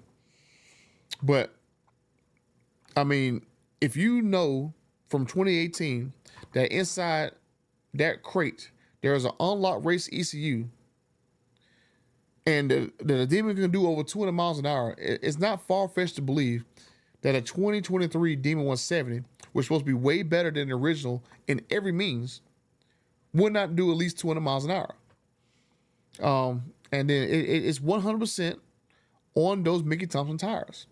I mean, if it was the case that those Mickey Thompson tires caused this whole controversy, then Dodge honestly should just put a different tire stock on the car.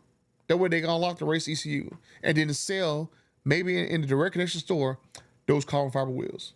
Or at the very least, they do like some kind of lottery system for like 900 carbon fiber wheels, and whoever wins them get the factory carbon fiber wheel option.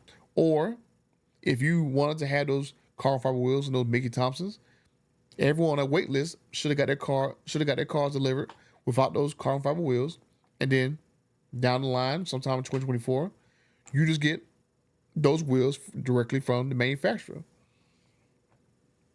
But yeah, like it's just crazy that all this stuff happened at the last minute. Like, I know what happened, but I did talk to this person off the record. So I'm not going to really reveal exactly what all happened, but I do know exactly what happened. But I just wish that there was more time to make sure that a solution was found that would make everyone happy. Because, and like I said, this is my personal opinion. My personal opinion was, I think Dodge was not going to put a governor on the D170. I think the D170 was going to come from the factory without a governor on it. And they literally got caught up at the last minute over those Mickey Thompson tires. And potentially they could get sued for this because, as I said in my video, it's not a good look that 215 miles per hour top speed was listed on Dodge Garage website. You can't even go to Dodge.com and spec a Demon 170 on that website. You have to go to DodgeGarage.com to actually look at the specs or look at the options of how you want to do your Demon 170 on DodgeGarage.com. And so 215 miles per hour is the only top speed listed on that website. I can see that customer's point of view, but I also see Dodge's point of view that they never, ever claimed 215 miles per hour. It was just accidentally mentioned on their website. But that still doesn't fix the situation, because even after it was pointed out that 215 miles per hour was on their website and they scrubbed it off of there, they still have not gone back in there at this very moment. You can Google Demon 170 and 149 and you will not see a single mention of top speed anywhere on Dodge Garage, right? The only mentions you'll see of Demon 170 and 149 is either through YouTube videos or forum posts after this whole situation happened. So this is just I kind of found myself torn on this whole situation because on one hand, I can see the customer standpoint. On the other hand, the people who drag race all the time or want to drag race the car, I can see why they won't care that 200 miles per hour is the top speed of the D170. And I see Dodge's standpoint that, we never said that it did this, but they never said that it did not do that either. They never, told that publication to, fix that 215 miles per hour. They never removed it from the website, and they never updated their website to say 149 miles per hour top speed. So, I mean, there's a lot of iffiness on both sides. Well, yeah, basically both sides. That, man, like I said, I wouldn't be surprised if Dodge does get sued for false advertising and, making people assume that this Demon 170 was more, but this Demon 170 was faster than it wasn't. Because even when I did my video, right? If you go look at my video that I posted a couple days ago, Dodge is on there saying that the Demon 170 is the quickest, fastest, mass-produced vehicle in the world. But in the email that they sent the guy, they went there and said, hey, Demon 170 is only the quickest muscle car. The Red Eye is the most fastest muscle car. So they even did bait and switch in their own promotional materials. So it's like, I think if Dodge wanted to basically do like a happy medium and do a truce, they would just basically just kind of bite the bullet, make a crate with those Red Eye wheels, unlock race ECU, and offer the customers for $1. Because I mean, I wish that, if I did get a D170 somehow, I would have wished I got a Demon crate, because that was the one thing that I wanted to do in 2018 or 2017 for a 2018 Demon. I wanted a 2018 Demon with a crate, because I thought that was like the coolest freaking thing I ever seen, that a car that you buy from the factory comes with a box with a bunch of cool stuff in the box. Like, my mind was blown when I saw that. And so I tried 3 times to get a 2018 Demon, and all 3 times through dealerships. As I revealed earlier, late Norman screwed me out of a 2018 Demon. I'm pretty sure. Oh, did Rick Hendrick screw me out of a Demon in 2018? I'm trying to think. Did that Concord? I think the Concord store screwed me out of a Demon too. Cause I was right there in front of that Concord store. Yeah, I think Rick Hendrick's Concord store screwed me out of a 2018 Demon. I know Late Norman did, because they pissed me off, had me drive down there and pissed me off. And Huntington Beach, they screwed me out of a Demon. I was trying to get a yellow jacket 2018 Demon from them, and I was through everything. They basically sent me the daggone invoice. Bam. 50K markup out of nowhere. I'm like, oh God. I'm like, dude, like Late Norman just did this to me 2-3 days ago. I'm like, come on, man. Like, you were talking to me for like a day or two, had me pick which color I wanted, and told me it was MSRP. The next thing I know, boop. Oh, well, the owner wanted 50K over for it now. I'm like, oh God. Like, dude, do I look like the type of person that has the money to pay 50K over for anything? I mean, I barely got the money to send my son to private school. I dang sure got another $50,000 to go buy a markup to go put in some owner's pocket who already have a lot more money than me. So I was like, oh God. And then the funny part was with that Yellow Jacket 2018 Demon, that article that the driver released a couple years ago saying that Huntington Beach still had, I think, 16 2018 Demons still sitting there brand new. I saw the picture of that same exact car that I tried to get back in 2017. It was still sitting there. That was the funny part. Like, I can't remember the VIN number. I think the VIN was like, oh man, I think it was like 1,667 or something like that, or 1,666. It was something like that. I know it had 66 in it. I couldn't remember exactly what it was. But oh man, I like golly, man. For some reason, I wanted that yellow one so bad. That yellow 2018 Demon 170, not Demon 170, but that yellow 2018 Demon. Oh man, I wanted that sucker so bad. Let's see. What is a Demon 170 production count? I don't remember hearing how many that they are going to produce. That they are going to be produced. They built every last one of the 2023 Demon 170s. Every single one of them was built. I never doubted that they were going to build all of them because Tim, excuse me, because Tim Knizzle said in interviews that what's they do here? Because Tim Knizzle said in interviews that they scheduled. Well, he didn't say in an interview. He told one of my buddies when Jay Leno took delivery of his car in Detroit that they scheduled a nice little chunk of production towards the end, right after they thought that that Unifor was going to stop striking.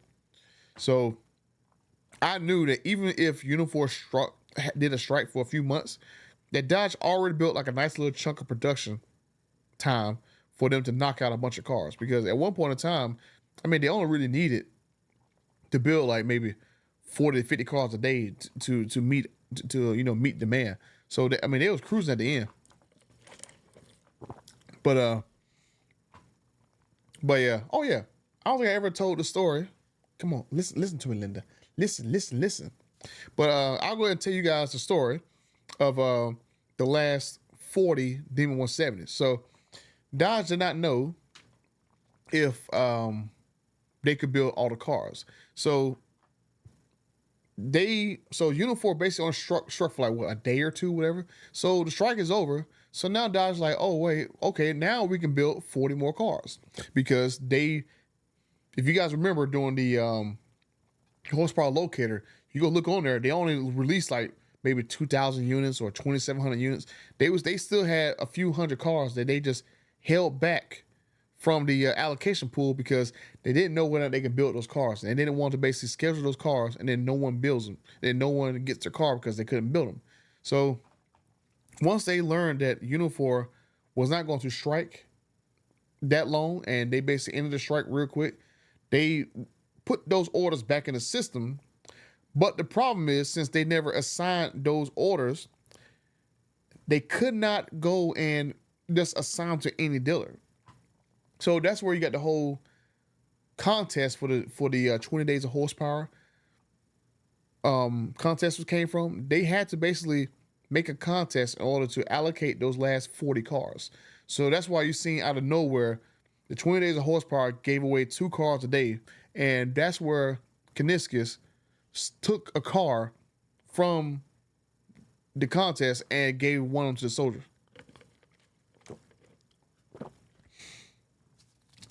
So I'm glad that particular situation happened, because if Unifor did not strike for a day or two and they drew that strike out a long period of time, the soldier might not have even gotten a car, because it's slim pickings out there in terms of fixing situations with these demons, because all those other cars was allocated.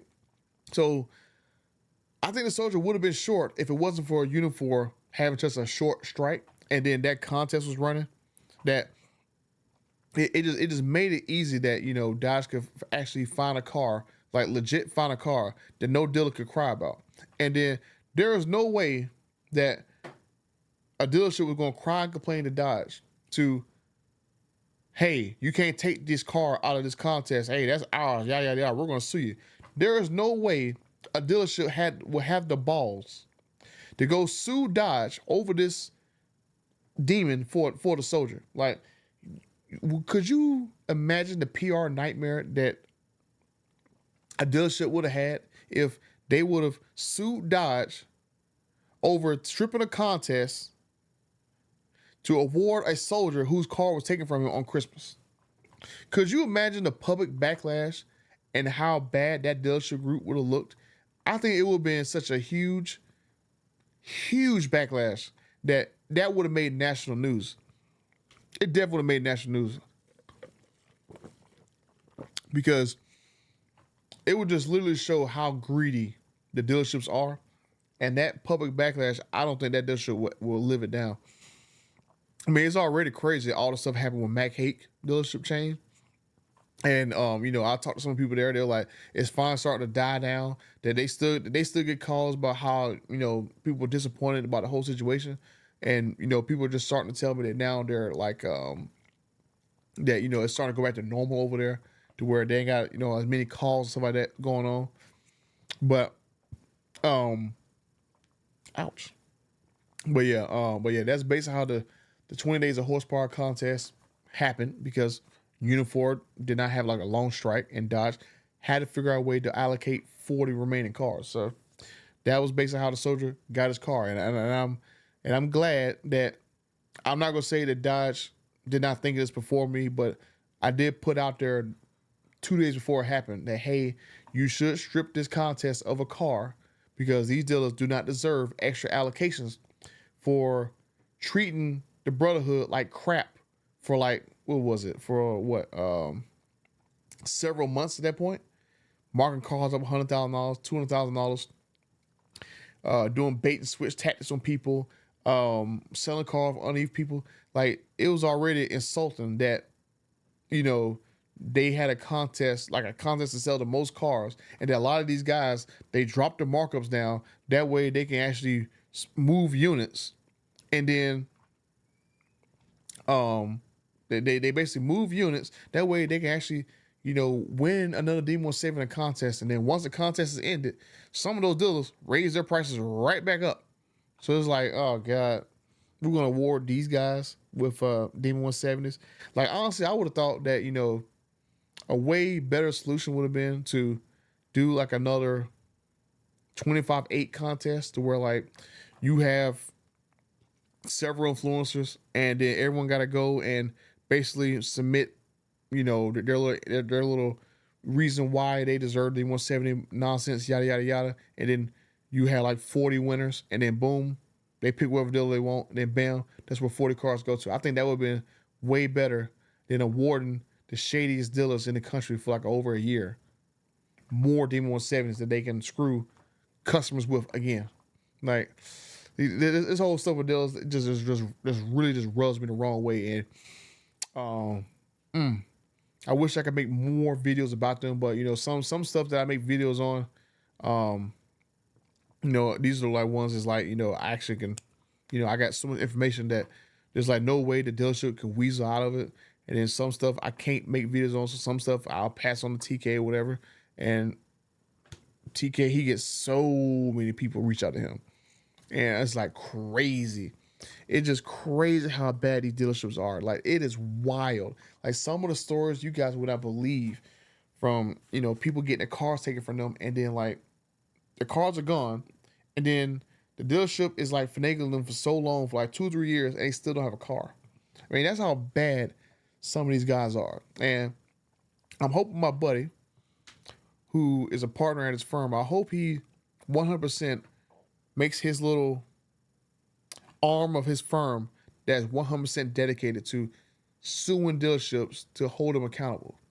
And so if that happens, oh man, I would love to promote that. I would love to forward people's cases to them, because there's only so much I can do when, me, myself personally, I'm not a lawyer. So it's like, what can I do without any legal ramifications behind me, right? I mean, really right now for me, the only ramifications if a dealer doesn't listen to me is a social media backlash. So, I mean, and I told the soldier, I like, look, man, like, I hate that you got screwed out of a car, but I love that you got screwed out of a car, because now I have the ability to actually really help people. Because I've always helped people in the background find TRXs or Hellcats or Red Eyes and stuff. But now it's like I can help get people their money back. Because, I mean, there's like so many people that we got their money back. I mean, I did a math with TK like 2 weeks ago, and I'm like, we're literally over $500,000 in money that we got people back over the last 6 weeks. Let me see. Let me make sure I got all my comments. Yeah, I read that one. Yeah, school choice. They did it in Arizona. In this state, 75% of the school budget goes for the underfunded teacher pensions.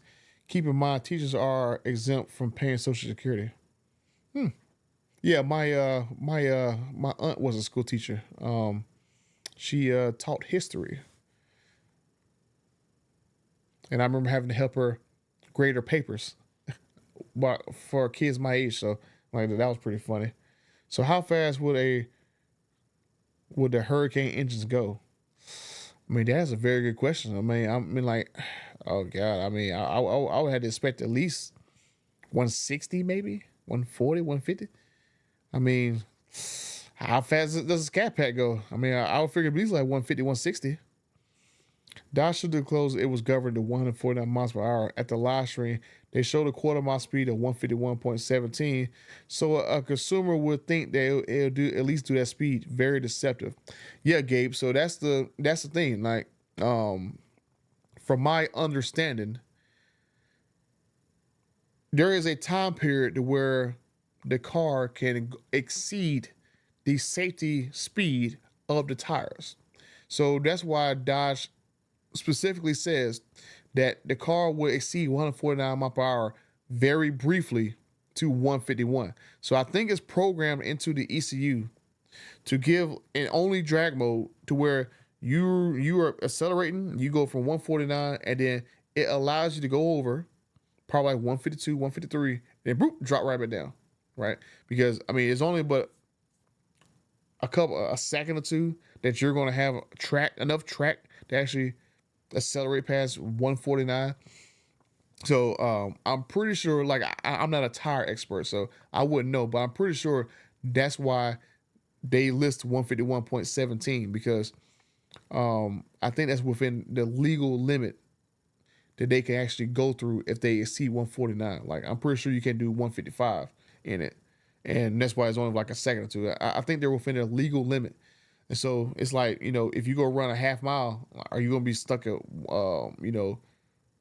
I mean, I want to know if somebody does like a half mile event where it's like double a quarter mile, will you hit 149 and then go over like 150, 152, and then it goes back down to 149 and then just you coast out the rest of the quarter mile at 149? That would be very interesting. Like, hey, you know what? Hey, I'm a definitely ask somebody. Oh, you know what? I can ask Dodge that. I'm like, nah, you know what? I'm gonna put that in a video. I want someone who has a Demon 170 to basically go in drag mode, hit 149, go over 151, 152, and see if it snaps back to 149, and the rest of the way you're driving, it stays at 149. That would be very interesting if that happens. Very, very interesting. Because that means they had to program the governor to exceed the tire rating only for like a quarter mile run. Like, so I wonder if you have to basically either come to a stop and then go again to 149 and it goes over again, or could you like go 149 hits 152 comes back down and then you just let off the gas and then go right back to another hit. Like, can you do that, or can you just have to, or you just have to stop and then boom go again? Do you got to turn your car off? Like, I would love someone who has a Demon 170 to do that test, and I think I might make like a little short video asking, hey, can someone do the test of how often you can hit 151? Because I think that would be very important to see, you know, what is all going on with this. Because this is like a very sticky subject. I love my 5.7 Challenger, Anthony. It beats the crap out of 90% of what's on the road. I love my 5.7 too. Like all my Challengers were stick shifts. So I had a 5.7 6-speed. I had a 707 Hellcat 6-speed. So I love my 6-speed cars. Be safe and healthy, everyone. Bro, man, out. Later, Dano. Look up FSD Ranch, Florida classic car scandal. The guy took cars on consignment and sold them without paying the people. Ouch. Yowzers. You gotta watch out. Gotta watch out. But you can become a car broker, being the middleman for possibly a factory direct sale. I mean, there's no way I can definitely do a factory direct sale, but I mean, I can be the middleman to help a lot of people get to cars. It's just like I've never I've never just like, hey, let me do you a favor, yada yada yada. I've never been the type of person to ask somebody for money, so that's why like I didn't want to ask people to donate to me and stuff like that because that's why like typically I just make the videos and I'm going like, damn, is it gonna do good? Oh, it's gonna do good. I'm like, oh, all those video bombs. Oh man, I can't believe this video bombed. And then like, oh my god, the video thing's gonna bomb. Like, oh crap, it's doing good. Oh crap, doing good. Oh crap, this video got like 200,000 views. Like, yes, I got enough money for my son's tuition this month. So yeah, I just never been the type of person to ask for money. Like if somebody wants to give it to me, that's one thing. But I'm just so used to always having to work harder to get what I need.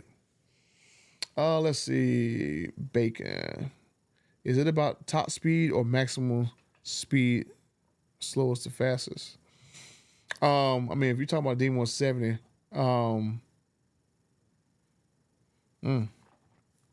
I gotta figure what you're talking about. Is it about top speed, maximum speed? Well, Demon 170, its technical top speed that it will just sit at is 149.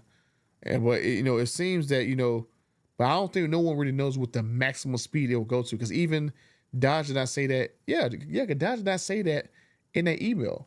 What is the maximum speed that the Demon 170 will go to? Briefly, right? Is there like a 3 mile per hour limit where like it'll go from 149 to 152 and then it'll go back to 149?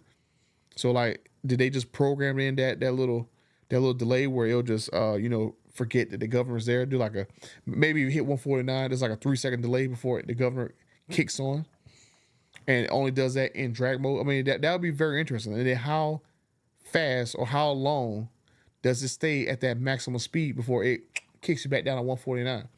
So that's definitely like a video that what.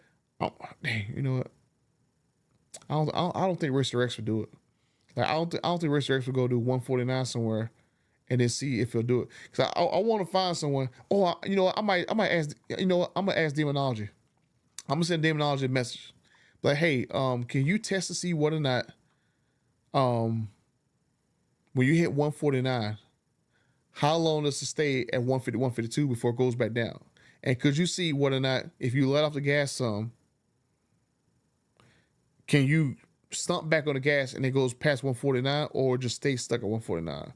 Or do you have to go hit the top speed at 150, 152, then you got to come to a stop, and then you got to go do the hit again?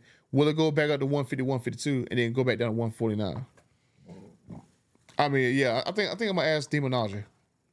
Or I might just put that out there as like a video and see if I can ask anybody who has the ability to go into a track or in Mexico to test this theory, because I would love to know, because I don't know whether or not I would get a straight answer from Dodge, because I would think they would have told us by now that hey, it's about 3 seconds, then boom, it'll turn off. Let's see. I think I'll probably end this about 10-15 minutes. Let me see. I don't understand people. I don't think people understand how unstable Mickey Thompsons are at 150 miles per hour. Yeah, big. Like, I wouldn't know. I've never raced Mickey Thompsons. It seems like videos that I've seen people drive, like those suckers are kind of a little wishy-washy, because I've heard other people say when they got the D170s that they was kind of like disappointed in how the car felt, because they felt the car was kind of like unstable. So I don't know what this is, just a simple case of people are just going to be unhappy with these tires. Was this tire truly a good choice for this car? Because I know Dano was saying like, hey, needles are ready to go 200 miles per hour. So would this car have been better suited with a set of needles on the car?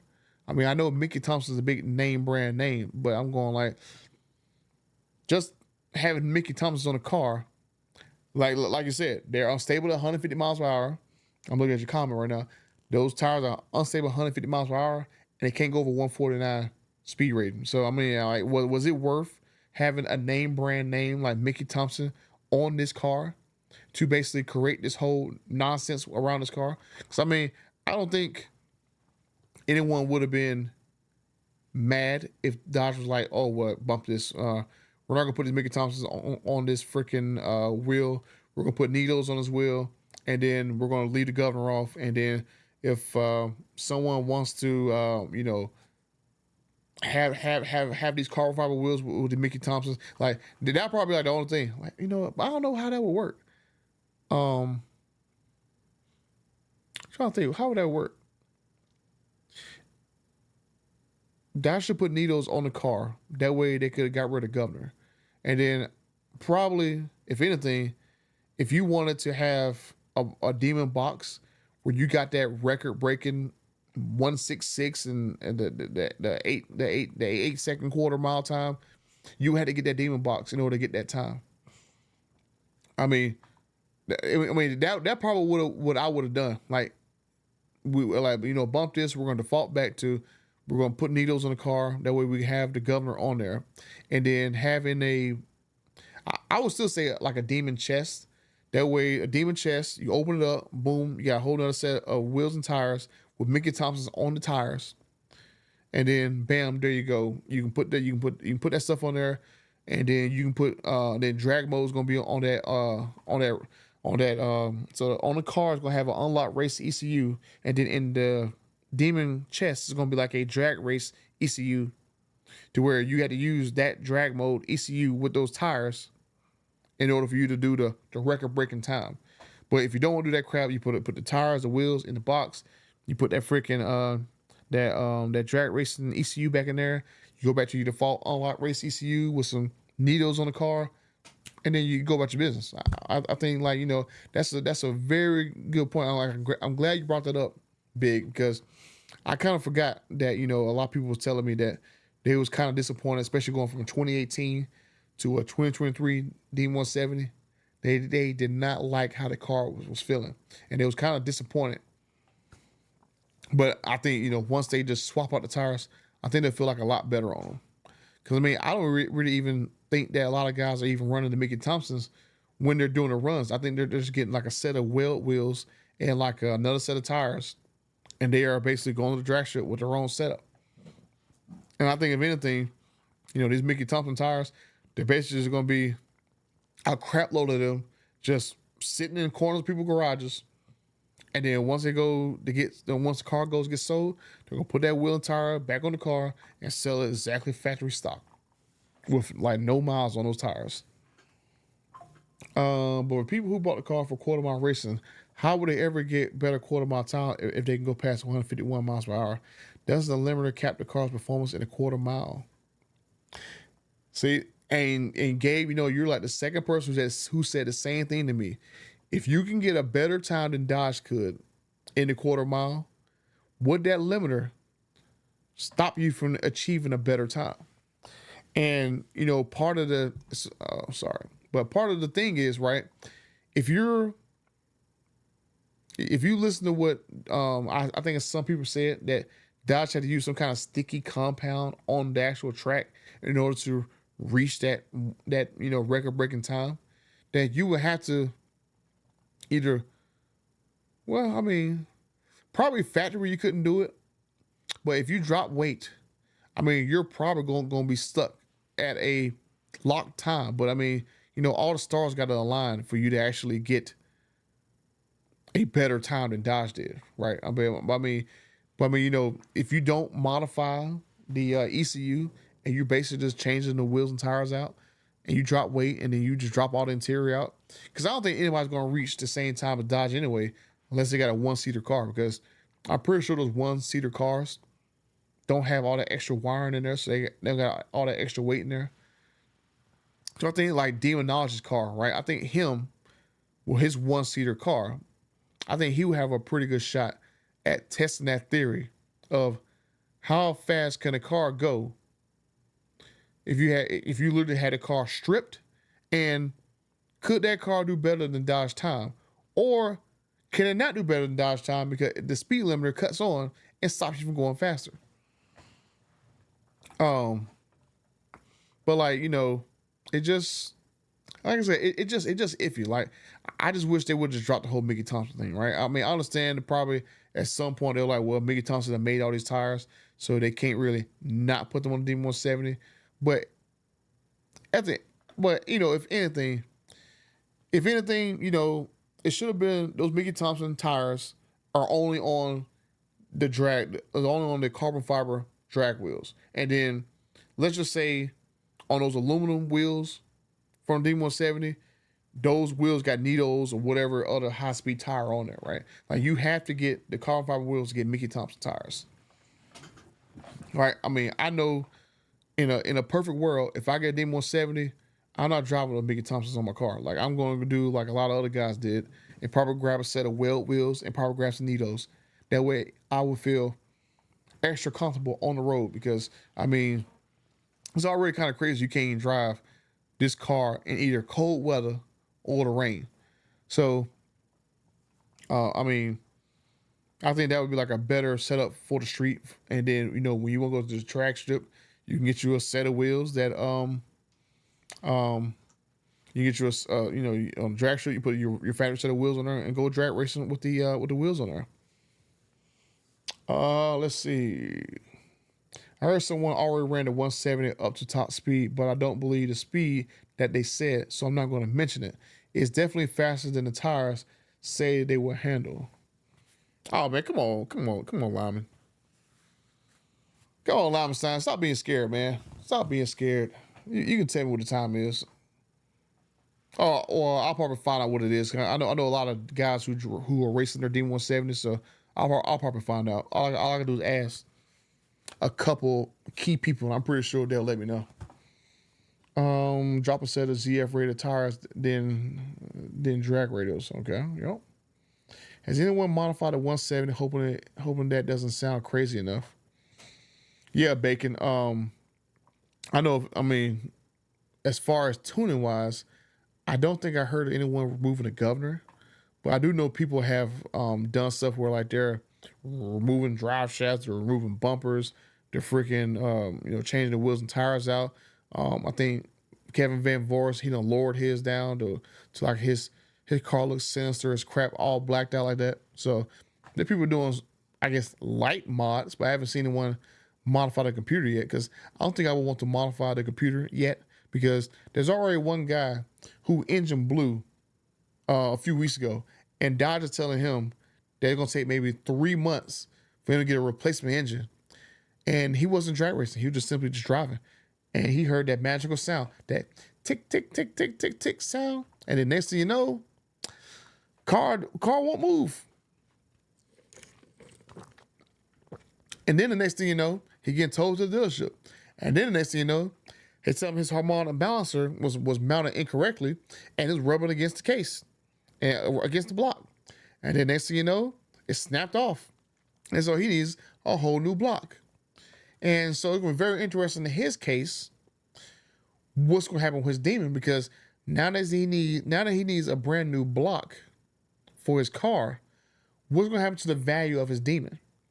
Because I don't think he bought his Demon to drag race it, but what's going to happen to the value of his Demon now that he got like a Demon with 90 miles on it and they got a brand new engine that does not match the VIN number on that car? Is his value going to go down? That's a tough one. And it's not like Dodge will be like, hey, look, well, you know what? We're going to buy your Demon back and get you another one. There's no more Demons getting made. So, that's a tough one. I think Dodge should have made the D170 all-wheel drive as an option. Honestly, if anything, they should have made an electric assist on the front wheels. That way, for a couple seconds, be a nice hit that help get the car along, and then boom, deactivate. Right? So I mean that's kind of like what the E-Ray does. The E-Ray gives you like a nice little hit, and then it'll basically let the rear engine do its job. But I mean, his main thing is basically get you off the line, and then boom, just stop, turn off, done. And I mean, I think Dodge could have probably. I mean, it's gonna be difficult to try to fit in a small battery pack in an already heavy vehicle, but I mean, it's Dodge. They could have tried something. normally have a contract on tires. Yeah, so yeah, so that's why I'm thinking Kager. Like, they probably had a contract on Mickey Thompson tires, but I I mean I'm gonna have to figure out more of the story. I think I'm gonna ask people in Dodge behind the scenes, off the record. Was Mickey Thompson supposed to make a higher than 149 mile per hour tire? And did something change? Because, like I said, I fully believe that the Demon 170 was not supposed to have a governor on the vehicle all period. So I would love to know whether or not something happened the last minute, and for some reason they could not get.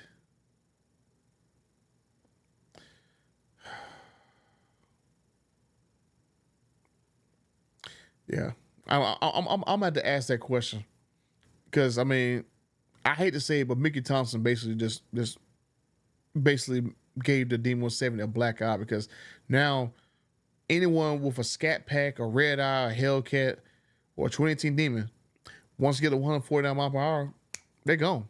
You're getting walked. So if you're doing if you can get up to 151 miles per hour in a quarter mile, if you're doing a half mile stretch of road, you're getting walked. I mean, hell, not even a half of a mile. If you're doing a quarter mile plus a third, you're getting walked. It's just crazy, man. So I mean, I would have done different. I would have been like, hey, look, we can't have a car limited to 149 miles per hour, right? I mean, it's already crazy to think that if this supposed to be a quarter mile car, you got to at least get to like 160, 165, or at least 168, like the 2018 Demon. Like Mickey Thompson, hey, look, guys, you guys got to get to 168. That way it'll at least match the 2018 Demon. Or last year, the 165. Yeah, like get somewhere in the 160. I think if it was 160s, I think that would be perfectly cool. But 149, I mean, that gives me TRX vibes all over again. I mean, that was the one thing I hate about my TRX. Like 117, 118, and the truck was stable. But I mean, oh god, it's like wearing a chastity belt. Oh, like, golly, all this power and can't go nowhere. The 23, 24 WRX also cut back on the speed, to my knowledge. It's all across the end. Well, I mean, yeah, they all gonna have governors on them. It just depends on what your speed rating tire is. So, it just I'm gonna definitely do some more investigating in the background. Like, where in the world, like, where was the governor supposed to be at before the whole Mickey Thompson thing? Because was it all supposed to be 149? Was it supposed to be 165, 168? I mean, what was it supposed to be? I mean, that would be a good question. Where it's supposed to go? And that's why I'm going, like, if you were supposed to have 160s, 170s, whatever, then why wasn't there a crate to put in why wasn't there a crate to put in a race ECU? Because that could have bypassed a lot of this stuff. Let's see, the Mickeys on the 170 are not a custom tire like the Nidos in 2018. Wow. Like, I didn't even know that. Like, I like, even before this crap right here, like, I thought those Mickey Thompsons on the D170 were custom tires. Like, I don't even know when I even have, I was thinking that Dodge would have had them do the same thing that they did in 2018, where they got the logo on the tire of the Demon head. But man, they're just running the mill Mickey Thompsons. I mean, that's oh god, I'm gonna look into that too, because if it's that bad, oh god. Dimensions and tuning set is the key. Oh man, yeah, damn shame all the way around. Yeah, on all four tires, a damn shame. I meant to say maybe it's popping up all across the industry for some reason. I mean, all the cars always had governors on them, right? I mean, hell, my 2004 Avalanche got a 120 governor on it. I hit the 120, boom, I'm done. But I always knew that was because of the rating of the tires. I mean, we always have every vehicle has a governor on it. It just some has higher ones than others because of the tires on the car. So D170, oh god, oh man, they should have did a crate. Oh man, I'm gonna look in that big. I'm definitely gonna look into that. I'm like, I'm gonna have to ask Canisius like, hey, look, man, what was supposed to be the governor before they had to actually put one on there? Because I actually did send him a text message. I'm not gonna send him one tonight because it's already like 11:30. So I'm gonna get off in a minute. But yeah, I did send him a message going like, hey, yeah, you did say on the website that hey, you did say that you did remove the governors.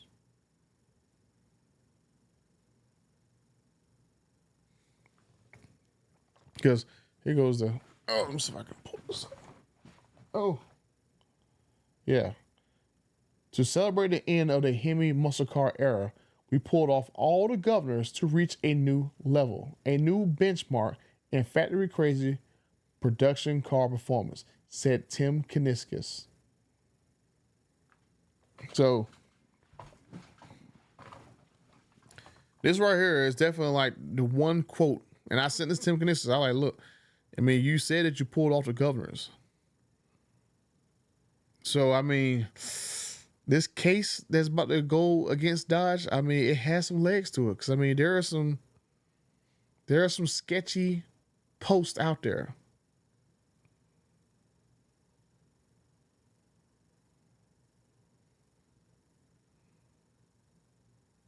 But I mean, even with 149 miles per hour, I would still get a D170 because, you know,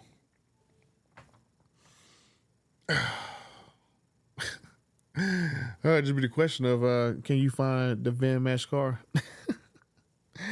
That's one thing to suck.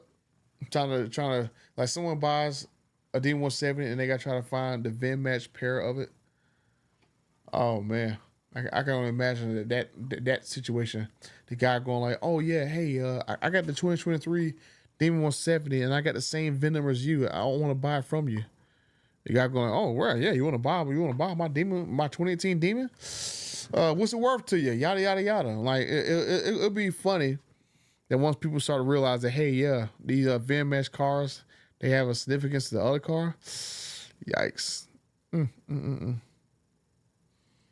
But yeah, I'm gonna definitely get off here in a minute. But yeah, just definitely want to talk to you guys about this situation, and I'll try to make sure that I was actually online because I didn't get the video out that I thought I was gonna get out today, but that video will 100% be ready for Monday, and hopefully I'll start get to the point where I'll have like 2 or 3 videos already done, and that gives me a little bit more leeway to get other stuff done, and then I'll be able to have like a week's lead on videos to where, gosh, because like right now it's like my time right now, like usually like 12 to 2 o'clock in the morning, I record every single video that you see on my channel.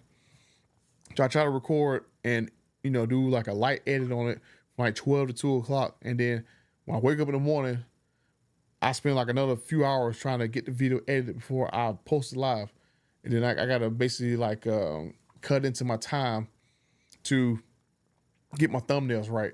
So I think that me having this sucker delayed until Monday, that gives me like a good 3-day cushion to go and get like one or two more videos done to have that for like Wednesday, and then come Monday I should have enough time to make one for Friday. So I'm going to definitely try to get some cushion. That way I can you know free up more time to get more stuff done, especially when I gotta go to all these events. Jay Leno's Garage. There's gonna be an event in Alabama at a dealership. There's gonna be I'm trying. Hopefully, I can get to Demonologist event if Jay Leno's Garage stuff does not happen that time period. Um, Got to do Goldberg's Garage, meet Tim Kuniskis, and there's a lot of stuff going on. But let me see. I heard you mention you're in the tech space, completing a course right now for the UX UI certification. Any advice on how to go about looking for a job in that field? Like I said, I've been in IT since I've been in IT since 2004, 2003, 2004. I would say that hey, if you, I mean, here, I would say right now, UX UI.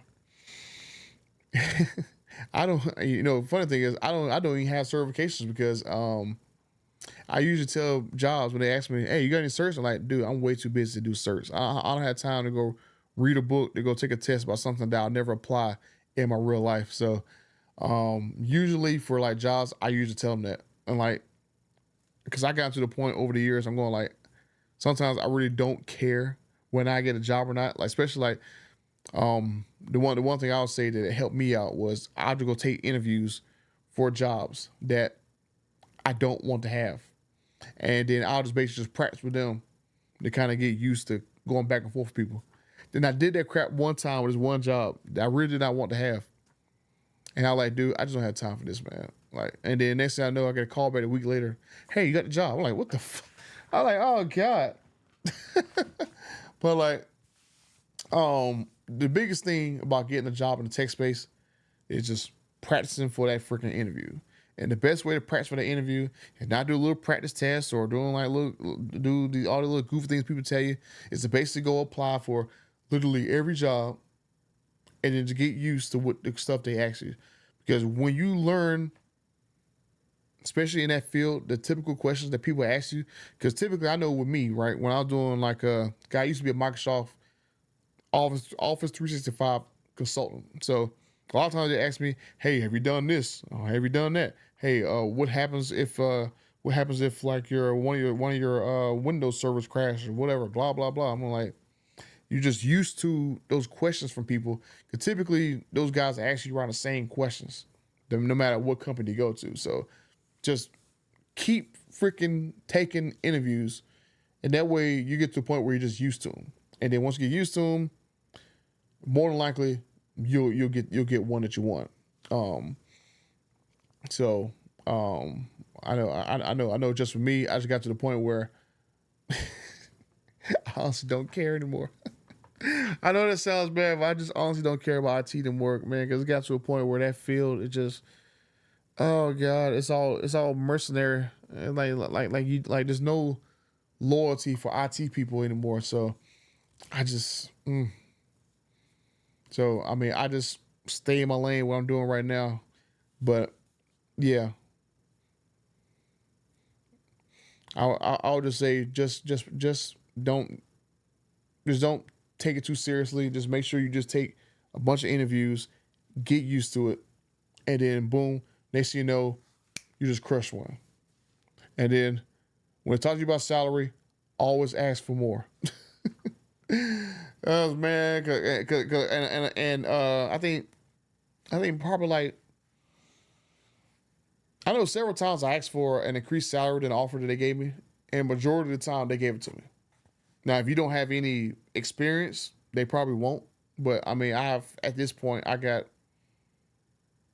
like 21 years of IT experience from all kind of different fields, from being a senior field installer, a senior field technician, a senior field manager, a senior Microsoft consultant, a senior Office 365 consultant. Like I have a photographic memory, so I can remember a lot of different fields. So there's not one particular field I focus in. I've always shifted to whatever was hot at the time. And a few years ago, Microsoft Office was a very hot thing because everyone was going from on premises email system to cloud based email system. So I basically watched YouTube videos and basically taught myself some stuff, and then bam, I did some interviews, and I was a damn consultant within like a few months, making like what was I making like what, I think like $80 an hour. My first time when I had no idea what the hell I was doing. Oh Lord, that was funny. But yeah, sorry. But yeah, I'm out. I know it's getting late. I'm gonna go record another video, and I'll see you guys next week sometime. I'll probably do like another live stream, probably like maybe like Monday evening or something. We'll talk about who lost the Super Bowl. Where's my stop streaming button? There we go. But yeah, I'll see you guys later.